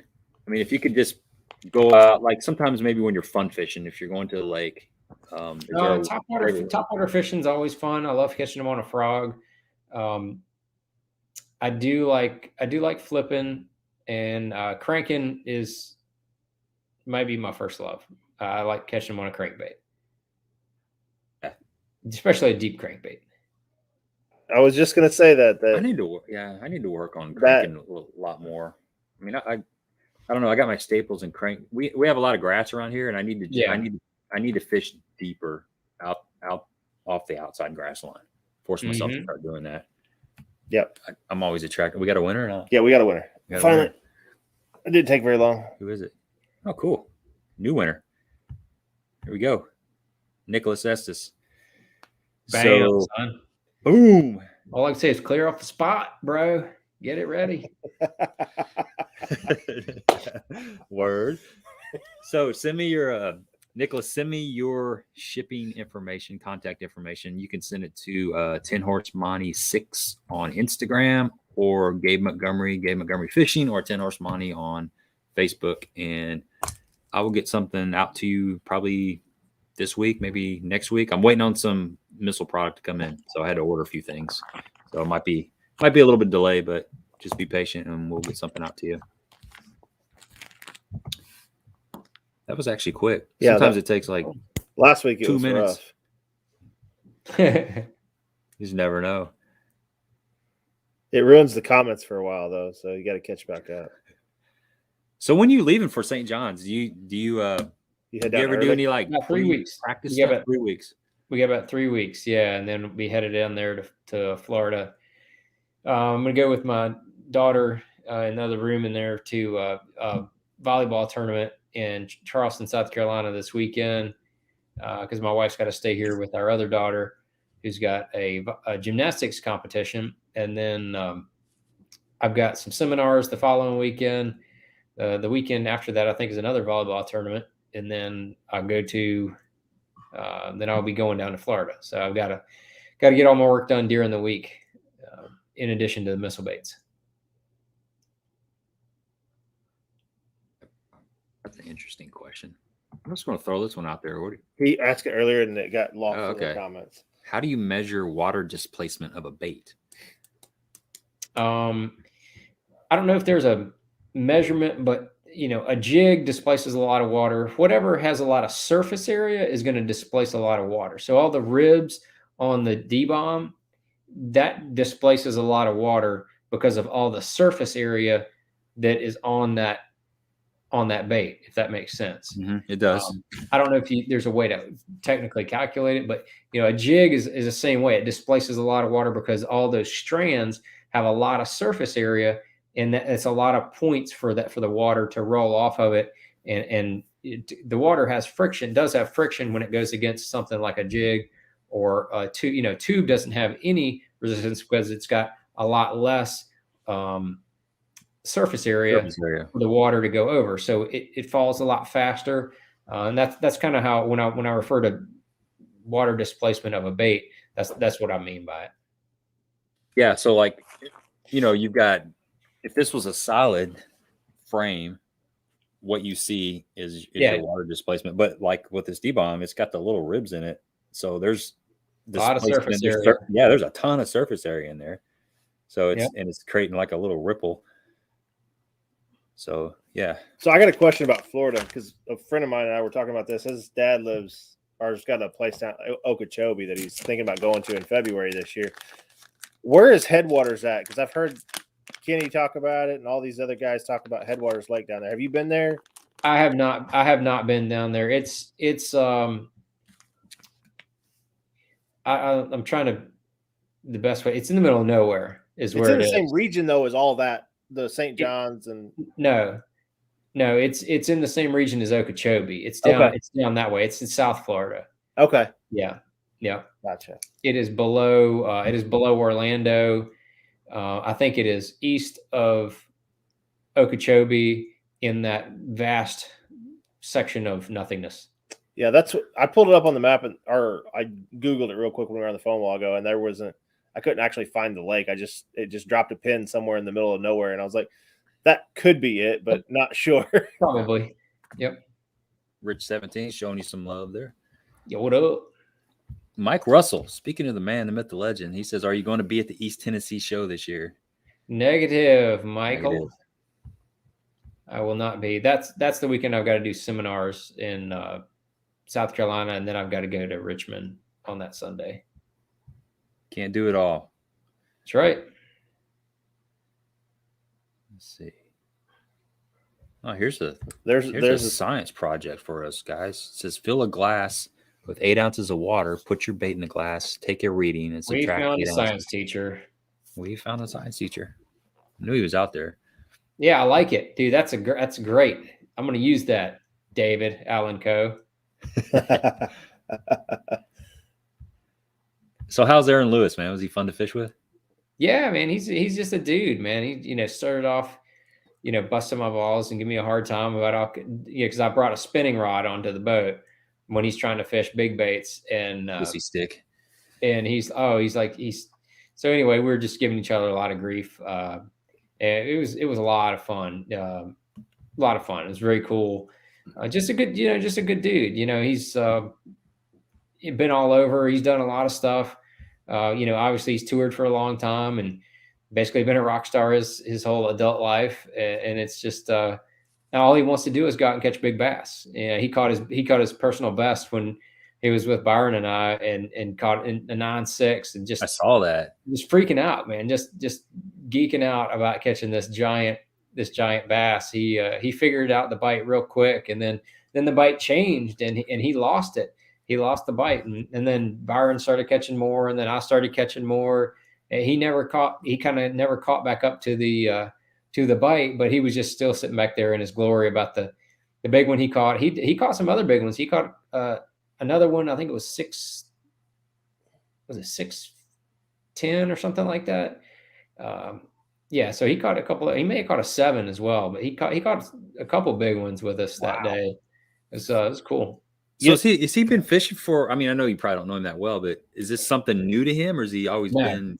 Okay. No, he's fished for a while. He is like he really knows what he's doing with the rod and reel. I mean, legit. That's cool, man.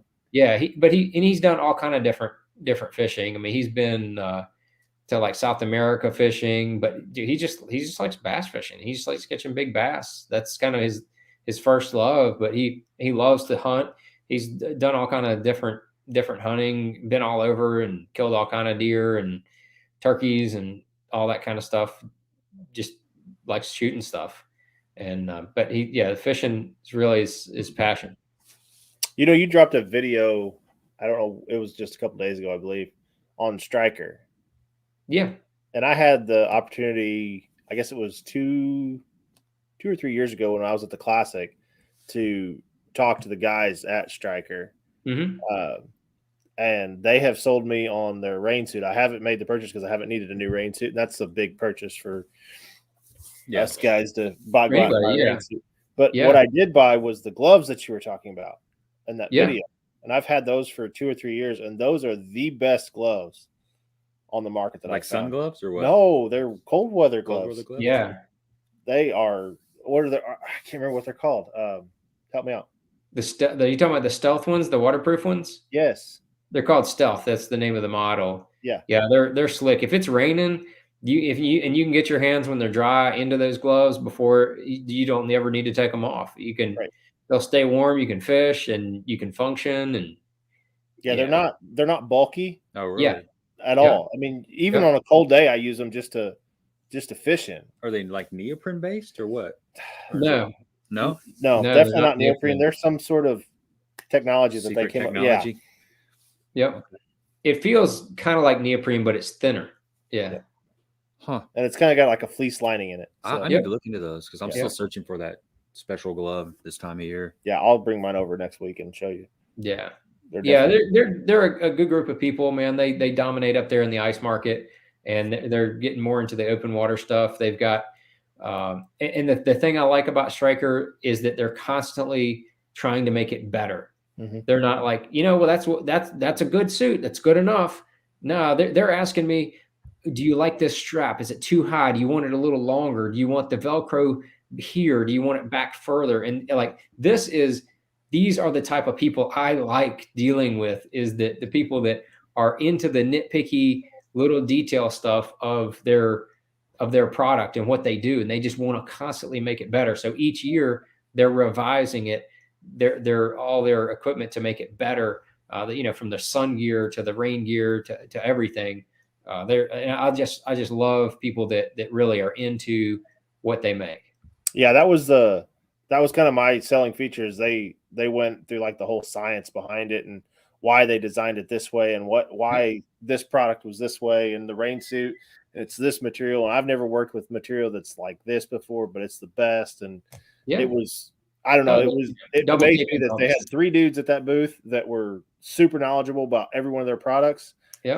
But each one of them had their expertise, and they just went through the whole lineup with me. And it was awesome. That's cool. For a Joe Schmo off the street that doesn't really. Yeah, you can tell that they like what they're doing. Yeah. Oh, they love it. Yeah. Okay. It's getting, let's see, it's been on here for about an hour and a half, and I know he's an hour. I just realized that he's an hour. Time? Yes. Yeah. So it's 10 something. I apologize. I didn't realize that. Yeah, I gotta go here soon. Yeah, my bad, dude. Good. My bad, dude. So one more question real quick. This is a short one. All right. And there hasn't been a short one yet. Will you be making any mini D chunks in any new colors? June bug question. We don't have any currently in the pipeline. Like, nothing's on order as of right now. For us to expand in the mini D chunk line, we've got to order more clams that the things go in, which is a total pain. You talking about supply chain stuff earlier. That is so we've got a big load on the way now, and those are kind of already allotted for baits we have on order in order to keep the colors that we do have good. June bug when we expand, we will expand to June bug. We will definitely do a June bug chunk for sure. But I just end up putting a Bruiser Flash chunk on the June bug swim jig. So that's what I do for mine to kind of get me by until that comes in. But we're working on a larger chunk as well. And so that'll hopefully be later this summer. Initial testing it's pretty badass. Cool, man. It's exciting. Sweet. Looking forward to that stuff. All right, guys. Thanks for everybody that was on here. It's been a great stream, John. It was really good to meet you. And thank you guys. I appreciate you guys having me on, and thank you guys, everybody, for watching. Enjoyed. I couldn't see the comments like y'all can or whatever, but I'll look at it later, maybe when I get to check out all the comments. So I appreciate everybody coming on and paying attention. Thank you. Yeah. Good luck out there this year. Cool. Thank y'all. You can always follow me on all my social media stuff, Facebook, YouTube, Twitter, and on the Instagram. Can't forget the gram. I don't do the TikTok because I'm not TikTok. You're not a professional dancer. I'm not. I like to dance. It's fun, but only so many hours in the day, right? I will put links to all those in the description box in the video, so you'll have that covered. So yeah, well, appreciate it once again, John. Have a good evening, man. All right, thank y'all. Have a good one. Yeah. All right, man. Good stuff. That was good stuff. Thanks, John, for hanging out with us. I like I said, I didn't realize that it was so late. Yeah, and I feel bad now. I'm so stuck on the Central Time, and sometimes you forget that there are other time zones. That's right. So I really appreciate John hanging in there. and answering. He gave some really good detailed answers. To Yeah, there wasn't everything. a quick answer with John and I, which was great. And for a guy to just come on and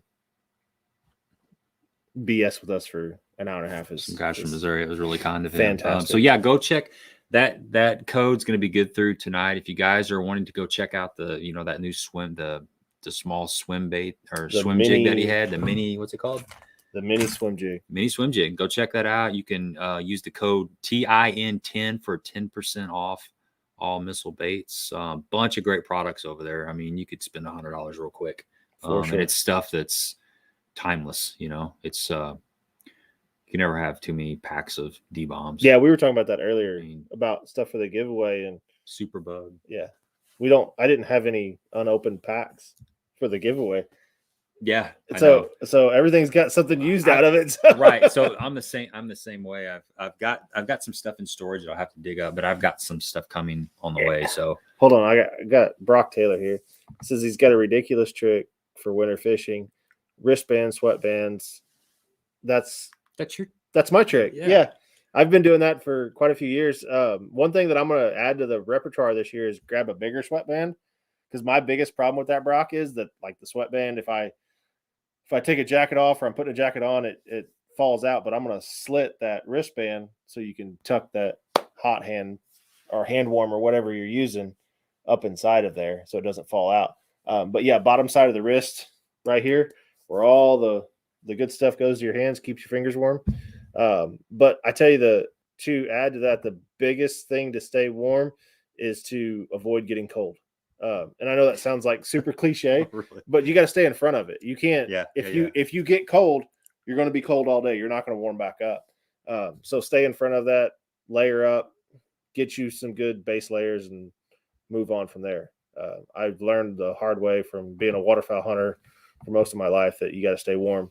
If you don't stay warm, you start getting cold, your day is pretty much done. So let's see here. So next week, I think, Daniel T, John Cruz Shuffle Dance on TikTok. I think next week we're going to do like a kind of a fishing report. So me and Jonathan, I'm going to see if maybe Ron wants to jump on here. We might actually reach out to Matt from 3 Pound Fishing. He's a crappie guide on Lake of the Ozarks, or not Lake of the Ozarks, Lake of Egypt. He had some stuff he was wanting to talk about and share some like crappie fishing stuff. I bet he's got some good live scope insight. Yeah, he's got a lot of good videos. 3 Pound Fishing. If you guys are crappie fishing in Southern Illinois, he's got a ton of good videos. How long was that code good for? Through tonight, I think. Okay. Just a one-time code through tonight. So yeah, jump on there. Man, we saw a lot. I saw a lot of new faces. A lot of new faces. Appreciate everybody jumping on here. We do this every Monday night too. If you guys are still on here that are new to the channel, different guests all the time. We got a backlog of really good live streams. Really, this is a great way to. I mean, we learn so much having these guests on. And here's another thing, and I haven't said this lately, but one of the best ways to help us get better guests is to go and visit the guest, their products, the people that sponsor them, but B, go to their social medias and leave them a message, like their Instagram page, say, hey, I saw you on 10 Horse Money YouTube channel.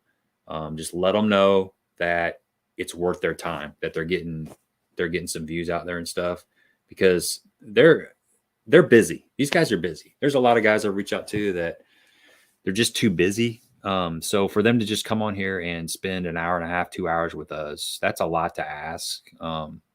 And so a way to show them some love, man, is to hit them up on social media and stuff. And, some of these guys they don't take the time. They won't even I was about to go on a rant. I'm going to stop right now because I'll tell you about it later. But some of the guys that you've I have a feeling I know what you're talking about. Some of the guys that you've asked for us to reach out to for a live stream, they're too busy to get back to us. But a lot of these guys do, and that's really cool, man. John Cruz, Again, thanks Mike Russell for hooking it up. Thanks, Mike. But in the same breath, that John doesn't have to say yes to that. John's been doing it for a long time. It's just a good dude, man. To come on to our little Monday night live stream is probably not top priority for him, but it just shows you what kind of guy he is. He's going to take the time out to talk to his fans, talk fishing with a couple dudes. I mean, his roots are the same as most of our roots, at least if we're in the tournament world. I mean, it's BFLs, it's club tournaments, it's fishing with your buddies, and deciding to make the jump. So, I mean, we all started in the same place. Nobody rolled out of bed one morning and went, I'm going to go fish the Bass Elites next year, right, and qualify. And unless you're, a Greg Hackney or a Jason Christie who can just jump in the Jay opens Powell. and fish 1 year, and Ike pulled it off. Yeah. So Rich knows what I'm talking about. Yep. Rich knows all about it. You reach out to somebody, you reach out to him again, then you get a hold of a guy that knows him personally, sends him a message, and they said, get a hold of me this way, and you reach out to him that way. And that's like that spam account that they give out to everybody, and they just send them that way. Yeah. Rich, no thanks would be nice. I'd rather have a answer than just like be hanging. Oh no, it's not him, Mike. It's not him, Mike. But you can reach out to him too. I need to get a hold of him. This is a different guy. He's in the same area, but this guy's a longtime pro. Let's leave it at Megabass jerkbait and standing timber, deep water. Good Lord. Good Lord. Throwing it all out there. I mean, we only got 48 people on here, so we're good. Just throw it all out there. You're a little bitter about this. I can tell. It just, I don't like when people don't get back with you. Right. Okay.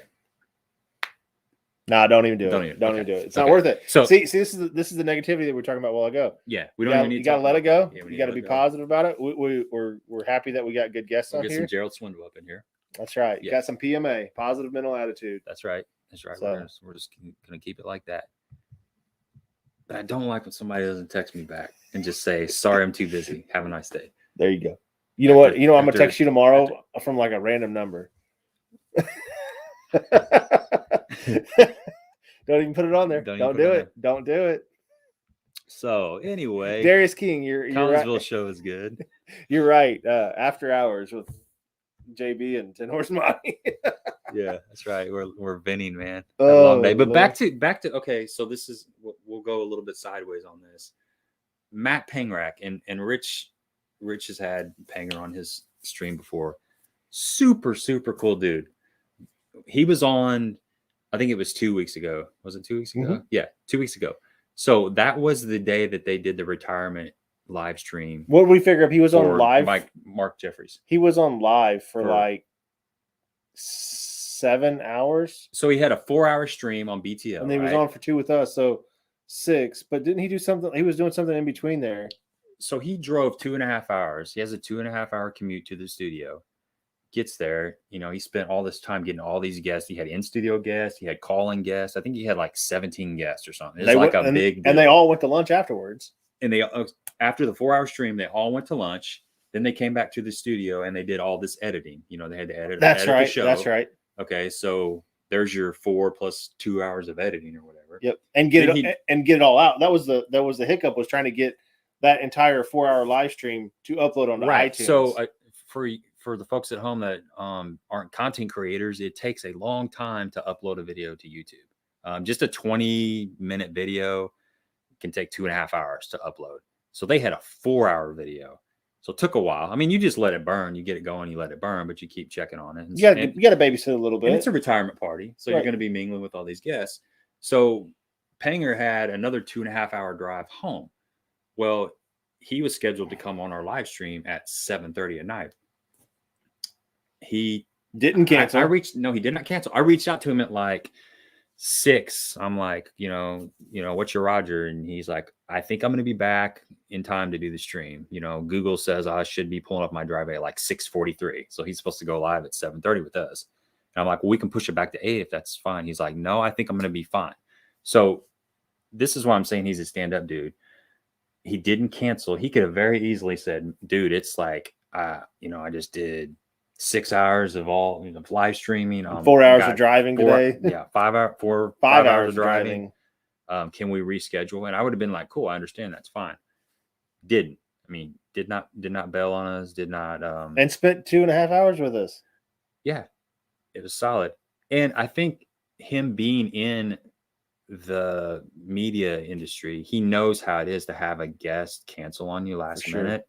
So a lot of respect to that guy. I mean, For I got sure. none below for him, and it's pretty solid because he's the number one stream out there, podcast out there. I mean, BTL is like, in my opinion, it's the best, if not, I mean, it's one of the top couple. I think it's the best. I mean, hands down.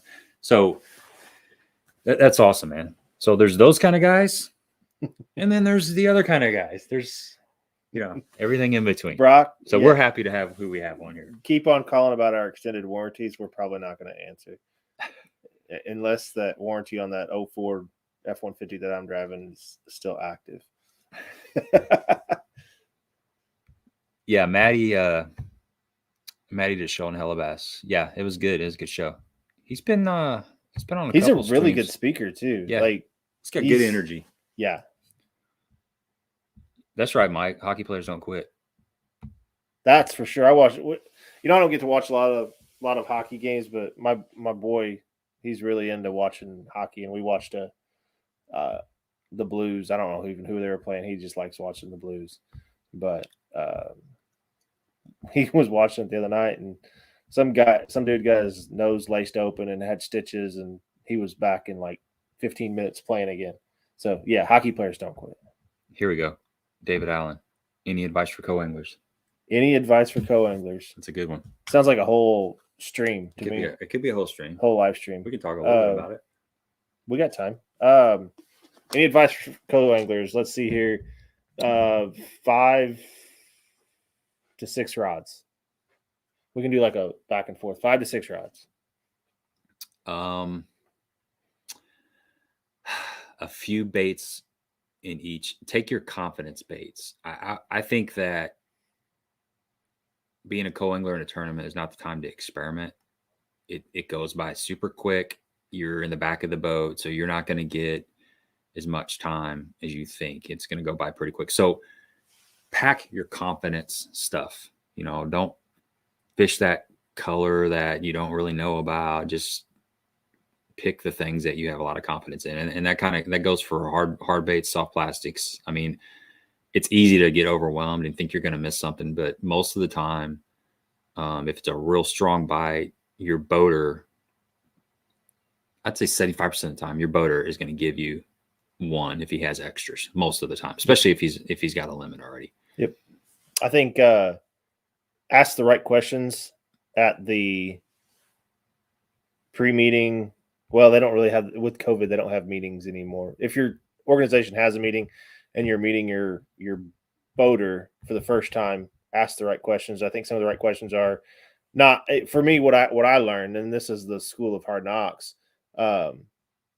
not what you're catching them on, because most of them aren't going to divulge that because they don't know who you're staying with. They don't know what dock talk is going to go on after you leave there. What I always want to know is, first and foremost, how far are we running so I can prepare for the next day? Clothing wise, helmet wise, face mask, sunglasses, shield, what extra stuff do I have to bring? But what water depth are we fishing? And are we fishing moving baits or slow baits? That way I can kind of prepare, because I don't want, if he's throwing a spinnerbait, I'm not throwing a spinnerbait right behind him. If he's throwing a jig, I'm not throwing a jig right behind him. I want to know what the water, what's around us. If we're fishing a flat and that's all we're doing, then you got an idea of what you're doing. If he's fishing a channel swing bank, you got an idea of what you're going to be doing. But I try to fish something that's different than what he's fishing, if that makes sense. So if he's, flipping laydowns, maybe I'm throwing that chatterbait, or I'm throwing a square bill around the outsides, trying to pick off the fish that aren't sitting in those laydowns. Kind of like John Cruz was talking earlier, he may be flipping, and you kind of got to fish it like a team tournament. You're just trying to figure out something different than him. So Brock says gas is $3 a gallon. Give your boater no less than 50 to 75. Now, on the gas thing, I always ask my boater, what do you want for gas?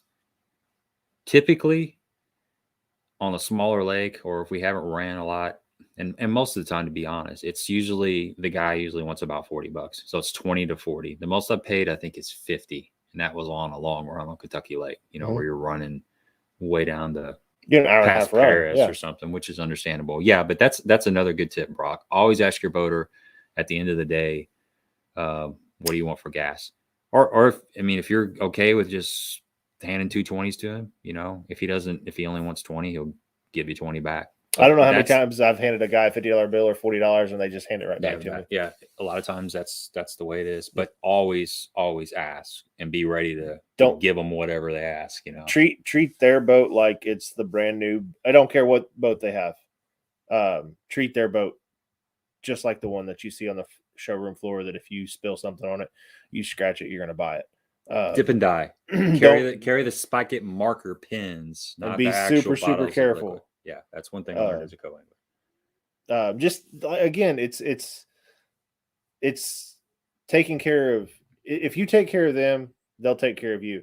If you see that they're going to run into the gas dock in the morning going through check, do everything in your power to not let that boat hit the dock. If they're drifting out of the way, put your hand up and stop them from banging into somebody else's boat.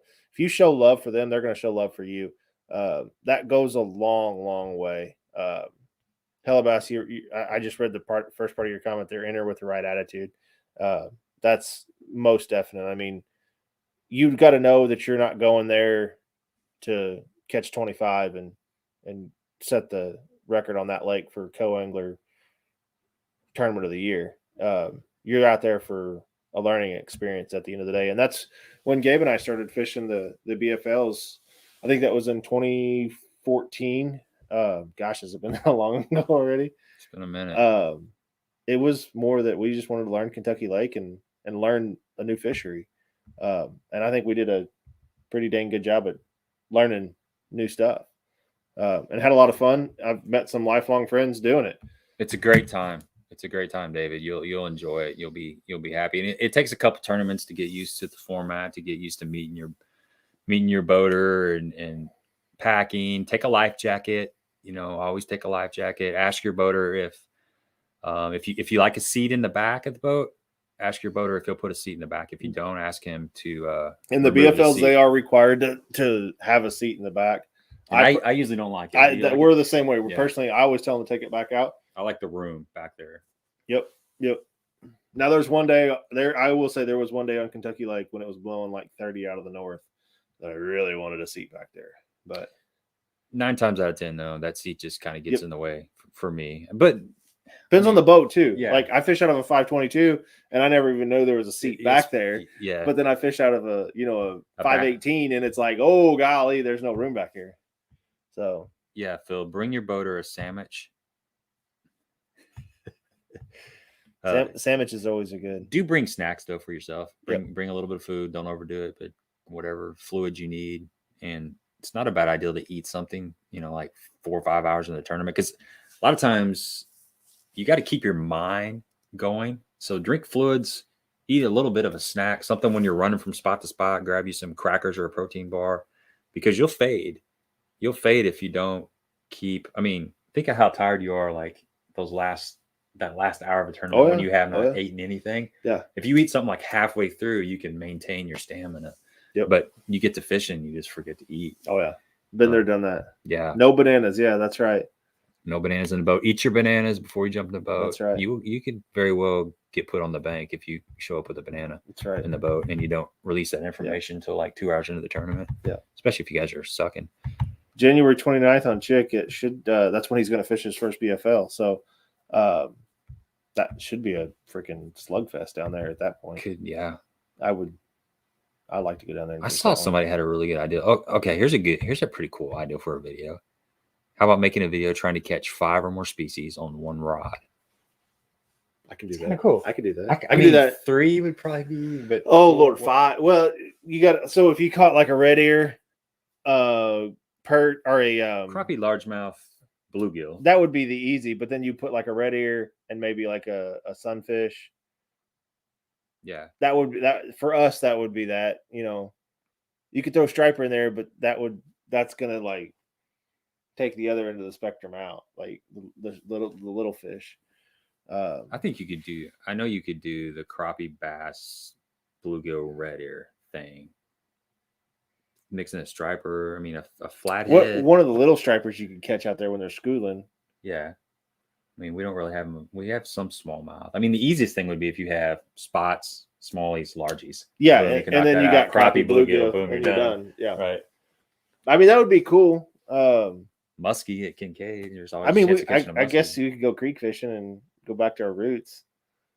Oh, Get yeah, you catch all kinds of smallmouth, stuff. largemouth, Carp, drum, sauger, gar. I think it'd be cool to catch a muskie, walleye, smallmouth on Kincaid in the same day. Yeah, because they're all in there. I would much rather that would be the trifecta. You know, more realistic would be like to do that in the next 5 years. Yeah, to do that total, because I haven't caught a smallmouth out of. I think there was Kincaid. 2 caught last year that I know of. Muskie, Right. that's Muskie easy of them. And easy walleye, for them. I've never You caught can, one. but there's I quite know. a few. There's a decent amount of walleye. But I don't fish on that end of the lake. Right. I think now that we've talked to Sean Hurst, I would scan up there. There's a couple spots that I scanned up there by the dam, and I'd find just like piles of fish out there, and I could never catch them. I think they're walleyes. You need to get you like a Northland jig and tip it with a little mealworm or something. A Lindy. No, you need a leech or a minnow. Yeah, Lindy rig. Lindy rig. One word drop shot. No, we don't talk about drop shot on this live stream. You know, this is after hours. We don't talk about drop shots on after hours. I think I've heard that. Time and time again, drop shots the way to go. Well, and is a co-angler. I mean, always have a drop shot. Yeah, Gabe knows this. As much as I despise and dislike drop shots, somebody ordered a bunch of drop shots. Rich likes jerky and beef sticks coming in like this week. So that's a good one, Scott. Remember to take everything out of the boat when you leave. Yeah, I've left cull clips.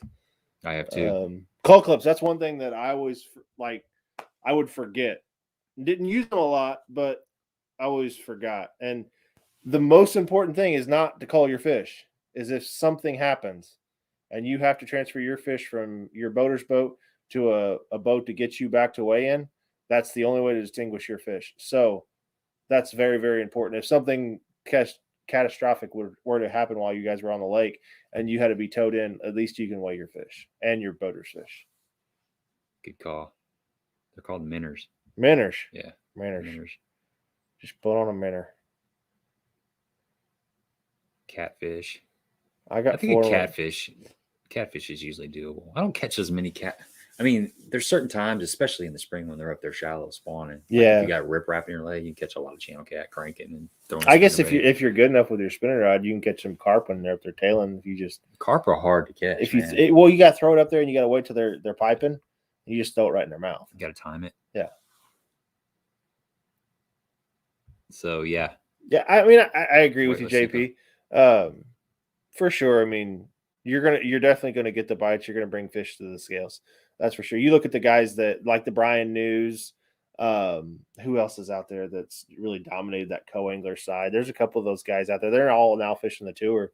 But there's a couple guys out there that just absolutely dominate the co-anglers, and there's a reason why. It's because they're really, really good at finesse fishing and picking out picking up the scraps. I'd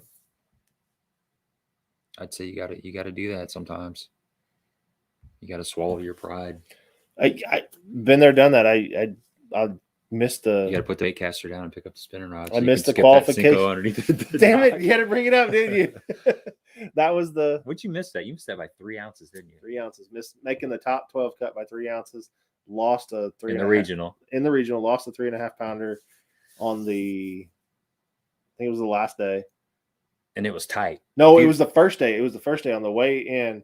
The guy gave me this whole stretch, and that was at Neely. That was a Neely Henry. Yeah. So the guy gave me. He had a limit in the boat, and he hadn't upgraded in a while, and he gave me like the last 30 minutes of the day, and I was throwing it was just down this perfect bank, and I was throwing a swim jig. Phil, that don't count, man. That doesn't count. See, that's what I'm talking about. Piping, you just drop it in the mouth. But I was on that swim jig down this long stretch, and it wasn't even 30 minutes. It was probably 10 minutes left to go. And I set the hook, and it's like a 3.5. I watched him come up and just come off. I was like, oh my god! And that was one of those tournaments. That was number 5, and that was where the weights were tight. Yep. If you'd have made that third day, all you had to do is finish in the top 6. If I had that 3, let's even just call it a 2.5. Let's say I big eyed it and it was a 3.5, but it was. Dude, I feel your pain. That's how my BFL season was like that last year. Yeah, so you put that in there. I saw money jump out of the water. And I was in the top 5 at that point if I weighed that fishing, but that was the first day of the tournament, so I had no idea. Fast forward day 2, we ran opposite directions. That was the tough part about being a co-angler. One day we ran down river or down lake, and the next day we ran up in the river. I did the same thing. And you flip-flopped on that one. Mm-hmm. So I got up in the river, and the guy that I was fishing with, everything up the river was gone. They were pulling water all through practice, pulling water like the first day of the tournament. You went the second day up the river. Mm-hmm. So did I. Yeah. So it was all those fish were gone up there. My boater didn't catch anything, and we were fishing like this undercut bank, and I was swimming that same black and blue jig, but I caught every fish with 3 foot of line out that day. Every single fish that I caught, I watched him eat the bait at the boat. And it was, I watched my boater, he would reel it in and he would just pick it up, and you'd watch a little swirl. And that's a good tip for you. I kind of keyed in on that. It was just, and I don't know, I caught, like I said, every fish that I weighed in was at the boat, and probably missed 4 or 5 other ones just getting complacent. Probably needed to eat something. That's the toughest fish to get in the boat, man. When they hit 3 foot out the short line. Oh gosh, especially on a swim jig. You don't have time for a net. It was like boom, boom, boom. Yeah, you got to get them in the boat. So, any more questions out there? Next week, like I was saying, I think we will do a giveaway next week, and then we'll do it at solo next, or not solo, but just we'll have me, you, and Uncle Ron. I'll see if Ron wants to come on here, and then maybe Matt from 3 Pound Fishing. I like to have Matt on because I bet he's got some good stuff for live scope. Oh yeah, if you guys got any live scope, he's been running live scope for several years. He's pretty much a full-time guide and crappie fisherman, and he camps out on those brush piles. He's pretty good with them, so he's a good guy to ask about the live scope. David, I don't know, you had the co-angler questions. Reach out to Gabe or I on Facebook. Gabe, you're on Instagram, right? Yes. Yeah, I'm not on Instagram. Money 6. I'm just on Facebook. You can reach out, friend request me, DM me, whatever you got to do. As a have you ever had a boater try to trade fish with you if you had a bigger fish? Nope. That's the whole reason. One of the reasons for the and the boater. Neither one of you know each other, so you keep it honest. And no, I've never had. Would never even take that opportunity. Nope. Get you beating in the parking lot. That's what you're going to do. Disqualified. And most of the boaters that I've had have been really cool. We've had a really fun time. That's kind of piggybacking off the positive mental attitude thing. That's key, is try to look at it. And this is kind of what the first year you're wound up, you want to go out there, you want to hammer down, and you always want to do good. But after you do it for a couple years, you kind of learn about, and this is my take on it. I mean, yeah, you want to make your money back. You want to do good. Especially, being a content creator, you want to have a nice video and have success. But success is not just cash and a check, in my opinion. Success is going out there and learning, having a good time, making a new friend. You're doing what you love. So look at it like that. Look at it as an experience. It's a fun time in a boat. You can learn a lot about the lake. You can learn how to approach different parts of the lake. Maybe, your boater is throwing bait A in an area where you would be throwing bait B. You learn that different techniques work in maybe different situations that you didn't think that they, you might not even thought about throwing a certain bait in that area. And then you learn that way. You learn about how to apply different colors, bases. I mean, there's just a bunch that you'll learn. So look at it like that. And every once in a while you become the teacher. That's true. Yep. That happens. It does. Yep. Makes you feel good.